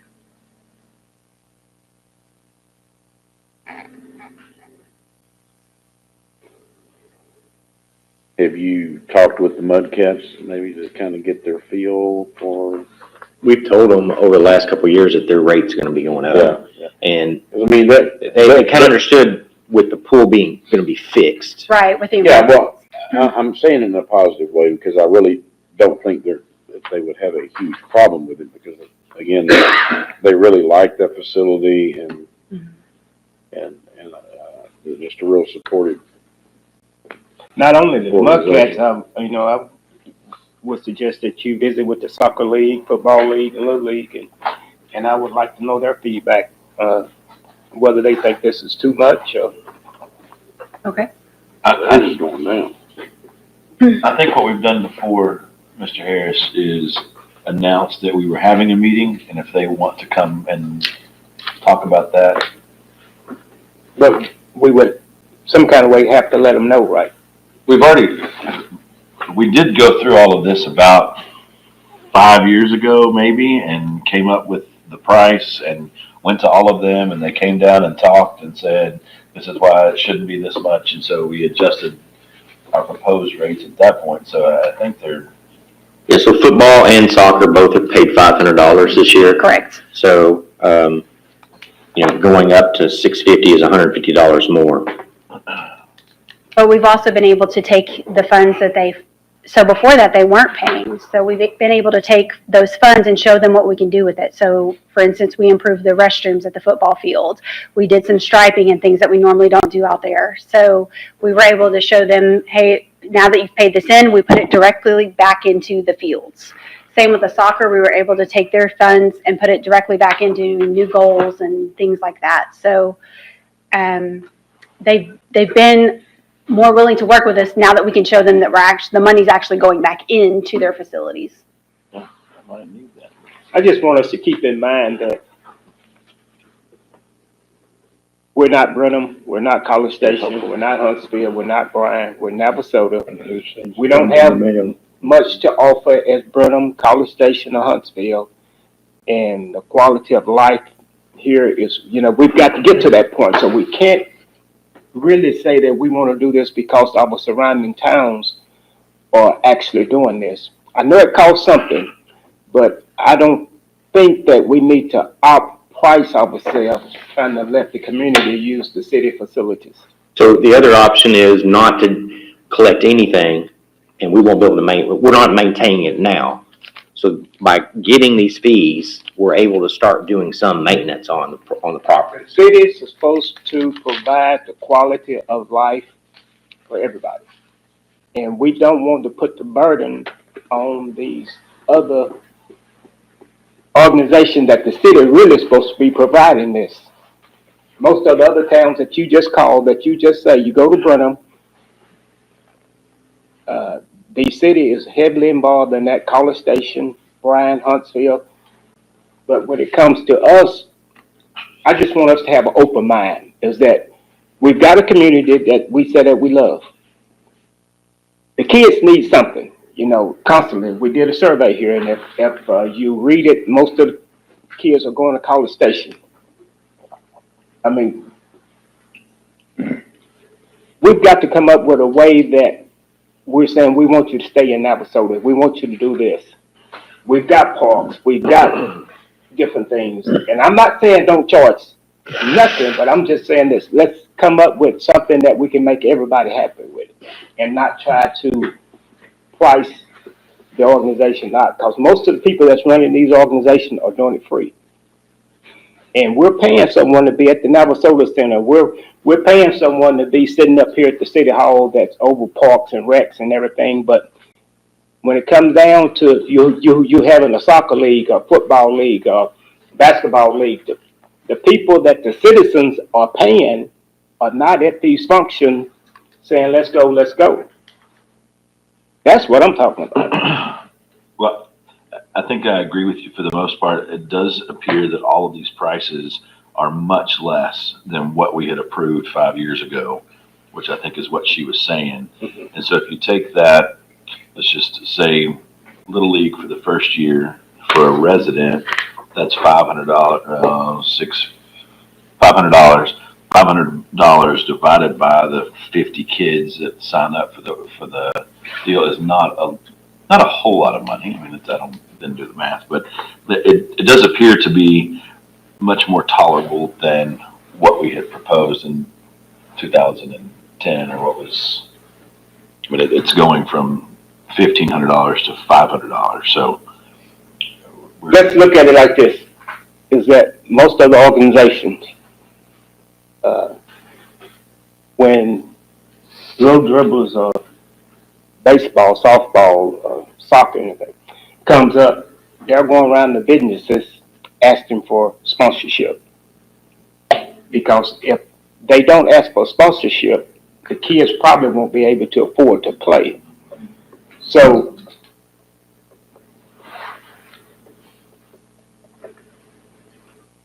I'm saying, again, is that let's look at the big picture. Let's try to be, I don't know, I don't know just the words to say, but I just think that if you've got a volunteer group, only means to bring money in is to go to businesses, ask for money, in the registration fee. That's the only way they get their money. And it's, parents are paying double. And we can't say that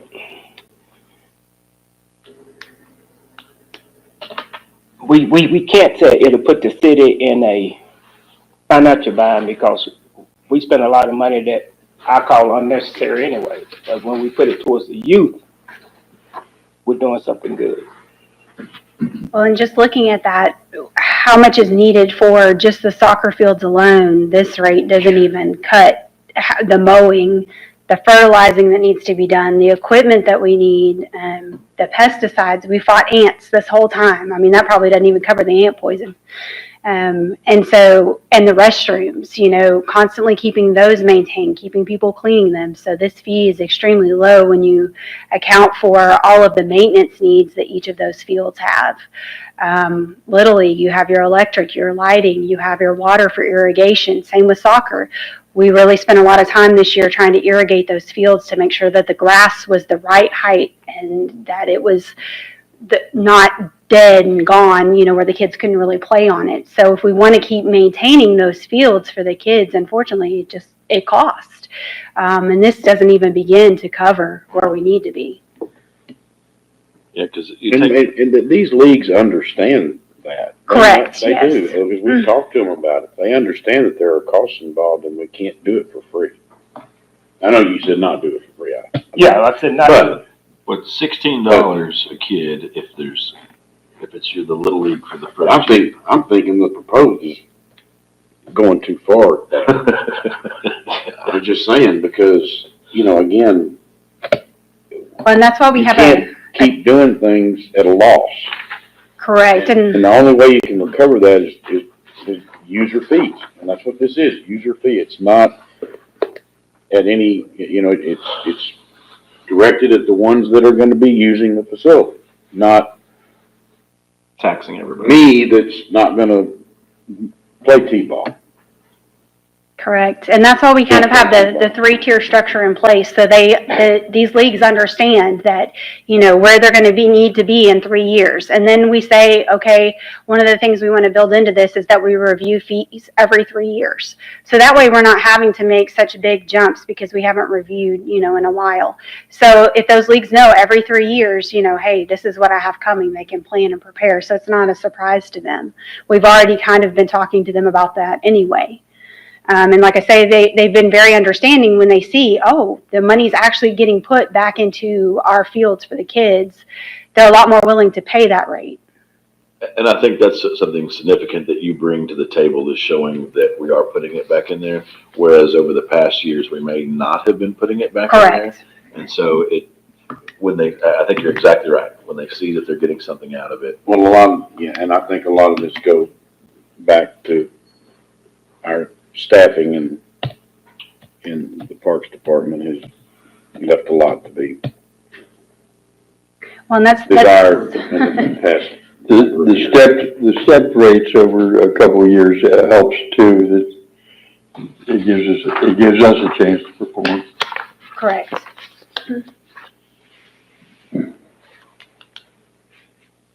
This gives us a good foundation to work from to start with.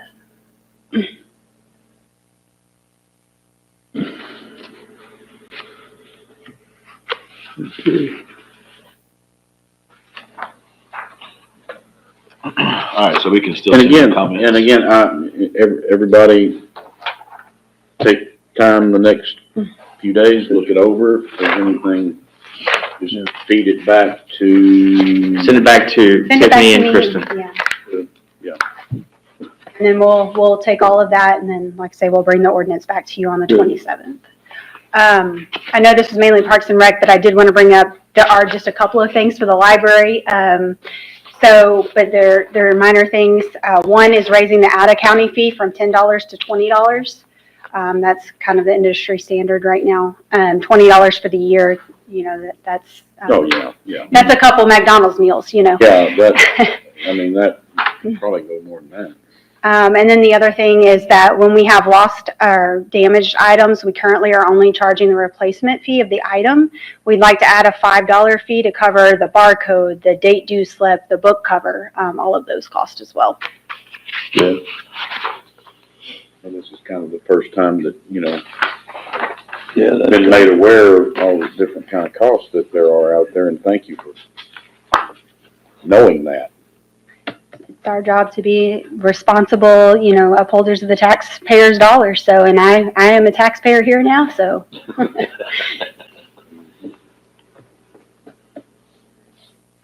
Okay, Yeah. thank you. That looks Thank you. reasonable.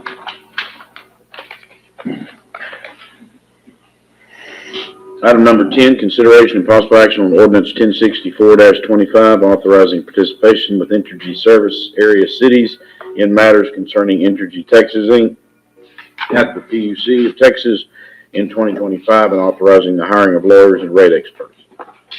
It's just an annual deal. Yeah, Mayor and Council, this is just a standard thing. I could have put it under consent, but in case you had any questions, again, preparing, in case Entergy files any rate cases this year. This is just to join the coalition through Lawton Law Firm to be prepared in case those filings are taken forward. So it's just being part of those area cities concerning any Entergy cases. Mr. Mayor, I recommend approval of ordinance 1064-25. Second. Motion by Mr. Gessner, second by Mr. Foltz to approve ordinance 1064-25. Further discussion? All in favor say aye. Aye. Any opposed? None item carries. Item 11, consideration possible action on resolution 783-25, approving conveyance of the Horlock House property and authorizing the mayor to approve and execute any necessary documentation. Mayor and Council, we've had discussions about the Horlock House, worked really closely with legal counsel and with the heirs of the Horlocks. We have removed everything from the Best Museum and the property, moved those to storage. Anybody that had interest in some of the products and items that were in the Best Museum, Mr. Cushman, he came and recovered those items. Mayor, I think you had a couple items too. I don't know if you took those or you just inventoried those, but we have a storage building that has the remaining items in there. The Horlocks are wanting to put this house on the market for sale. And so, as I said, they work really closely with Carrie, the local legal counsel. So Carrie, if you have any questions or concerns that you want to bring forward with them on this item. No, I think, working with Ms. Foltz was very helpful. And so I think she's looked at this resolution as well. She's approved this resolution. It accomplishes what, if the council wants to reconvey the property back because of, the anticipated desire not to comply with the conditions, this is the way to do it. You would enact a resolution. It would authorize the mayor to execute a deed back to the heirs. The heirs, we have confirmed who the heirs are. Ms. Foltz was able to obtain the probate documents from Harris County. Those have been filed in Grimes County records, and so you'll see a reference to the probate records in the resolution. And the heirs are listed in the resolution as well. And so, no, I don't have any. I think if this is the direction the council wants to go, then this buttons it up quite well.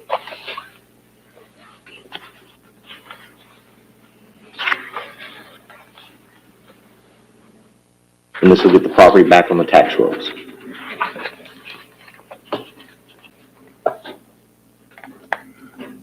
Mr. Mayor, with a little bit of misgivings on this, I recommend that we approve resolution 783-25. Motion by Mr. Gessner, second by Mr. Stevens. Much understood, Mr. Gessner. Any further discussion? All in favor say aye. Aye. Any opposed? None item carries.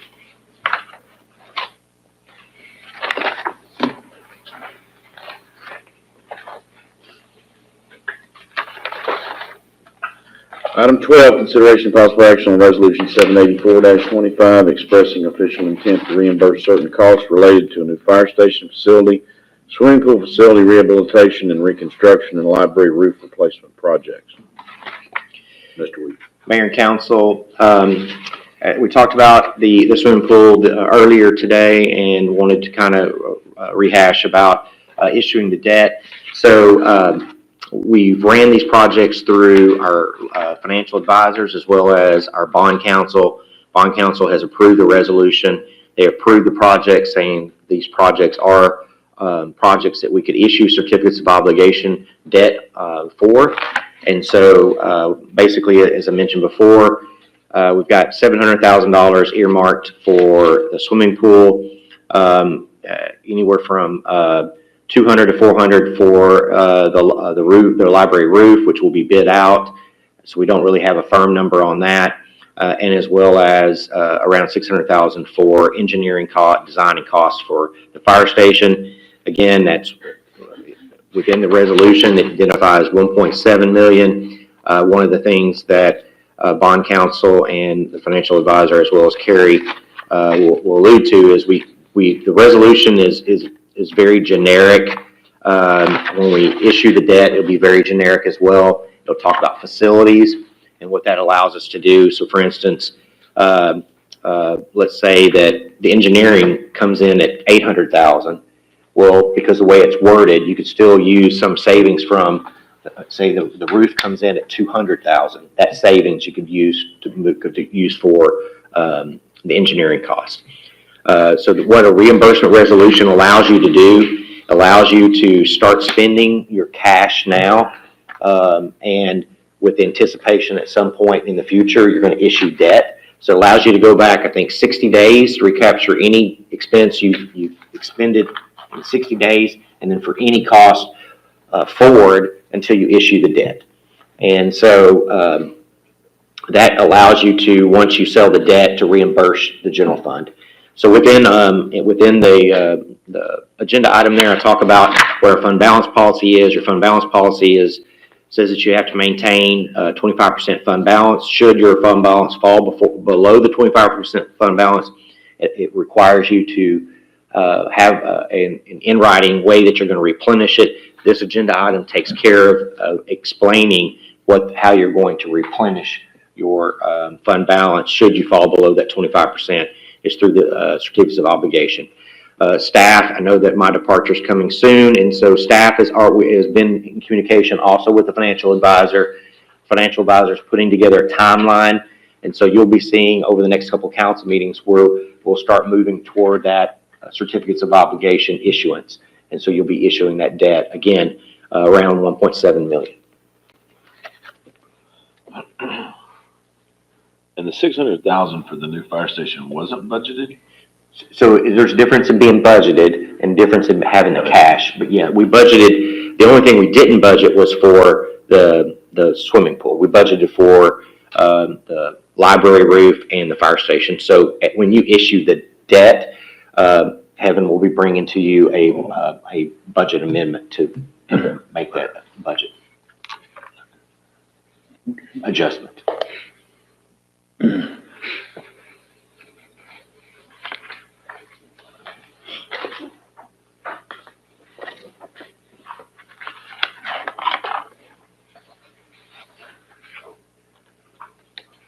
So when you say your departure is coming pretty quick and staff knows what to do, when you say staff, can you give us a name of person who's going to be in charge of that? So the whole group, so Kristen will be the one, after tonight, I think you'll identify that, but will be the key person. But everybody that has a debt attached to these projects were in that meeting, if I'm not mistaken. I think everybody was in that meeting with the financial advisor. Yes. So I heard you say something about 60 days or something. So you're saying that we have expended one payment, I think 2 payments, 5,000. Yeah, a little over $5,000 that we've spent on these 3 projects so far. And so what it'll allow us to do is it'll allow us to go back and recapture that $5,000 to $6,000. It's just part of a reimbursement resolution allows you to go back 60 days. And I wasn't so much worried about to go back 60 days. I'm worried about going forward. So, there are costs that between now and the time you issue debt, 2.5, 3 months later, that you could have those costs, especially with the swimming pool fixing to start. Your costs will start ratcheting up really quickly. If you don't have this reimbursement resolution in place, you won't be able to issue debt and replenish your funds for that. You can't go issue debt after you've already done the project. Your credit rating agencies are not going to like that. They want you to have a plan put together, what your plan was, and this is the plan. Mr. Mayor, I move to approve Resolution 784-25. Second. Did I hear a second? Yes. Oh, okay, sorry. Motion by Mr. Fultz, second by Mr. Stevens to approve Resolution 784-25. Further discussion? All in favor say aye. Aye. Any opposed? See none, item carried.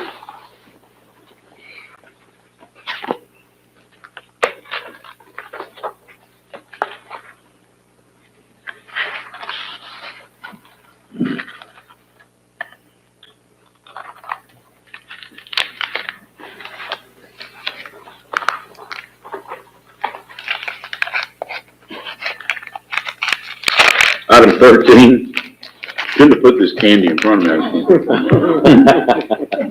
Consideration of possible action on Resolution 785-25, approving a 2025 joint election contract between the City of Navasota, Grimes County, and Navasota ISD. Mayor and City Council, this is the same contract that we've had in the past. It sounds funny doing it a little early, but that's what Rachel required us to have it passed now or approved at this meeting. And it does have a clause in there that we do not have to pay for any of the equipment. In exchange, they get to use the Navasota Center for elections. And they estimate our election to be about $5,200 this year, and we budgeted $6,000. Mr. Mayor, I move to approve Resolution 785-25. Second. Motion by Mr. Fultz, second by Mr. Gessner to approve Resolution 785-25. Further discussion? All in favor say aye. Aye. Any opposed? None, item carries. Item 14, consideration of possible action to approve Resolution 786-25, designating authorized signatories for contractual documents and documents for requesting funds pertaining to the Community Development Block Grant Mitigation, or CDBG MIT, Resilient Communities Program. Good evening, Mayor and Council. This resolution is to designate authorized signers for any documents pertaining to the CDBG grant for the compensation plan. This was previously approved in May of 2024. This is an updated version. Rather than having a resolution designating the signers by name, it will be by position now. Staff recommends to be approved. Mr. Mayor, I move to approve Resolution 786-25. Second. Second. Motion by Mr. Fultz, second by Mr. Stevens to approve Resolution 786-25. Any further discussion? All in favor say aye. Aye. Any opposed? Seeing none, item carries. Item 15 is the consent agenda, which are the minutes for November and December, municipal court report for November and December, and financials for November 2024. Mayor, I have one question on the municipal court report. Just want to get some clarification on something here.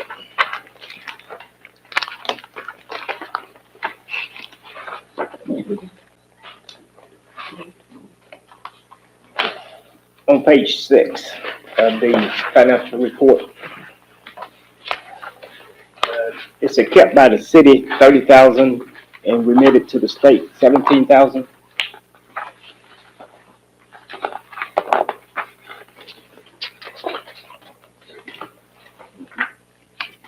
For the month of November.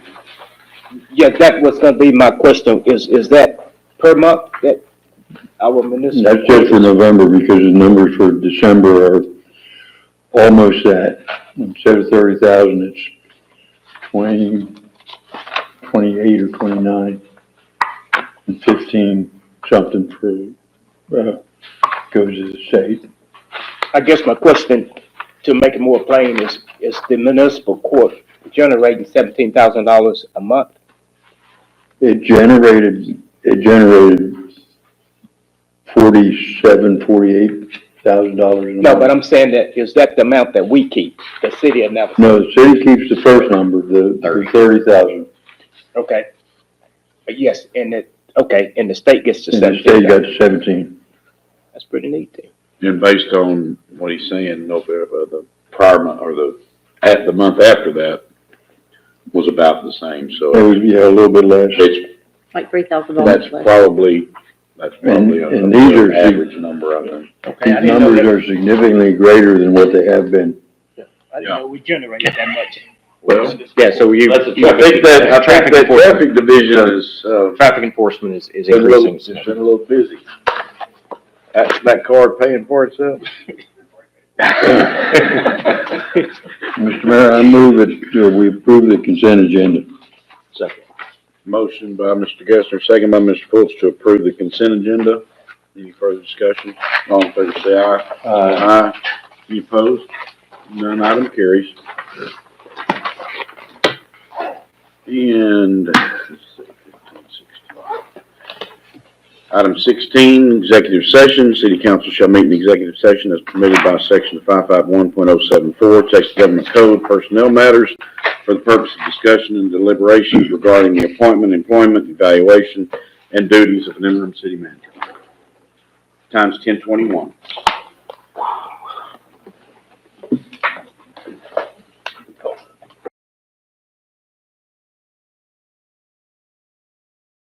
There you go. Very good. Okay, we are reconvening at 10:54. God, never thought I'd say that.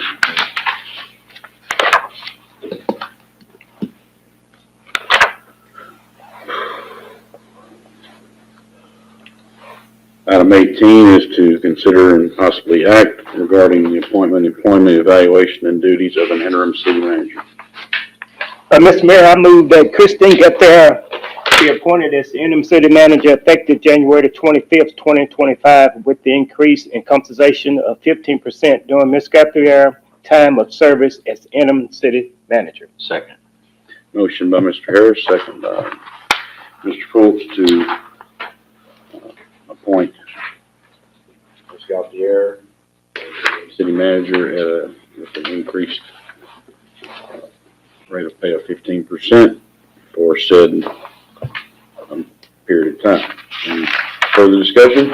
All in favor say aye. Aye. Any opposed? Seeing none, item carries. We're adjourned.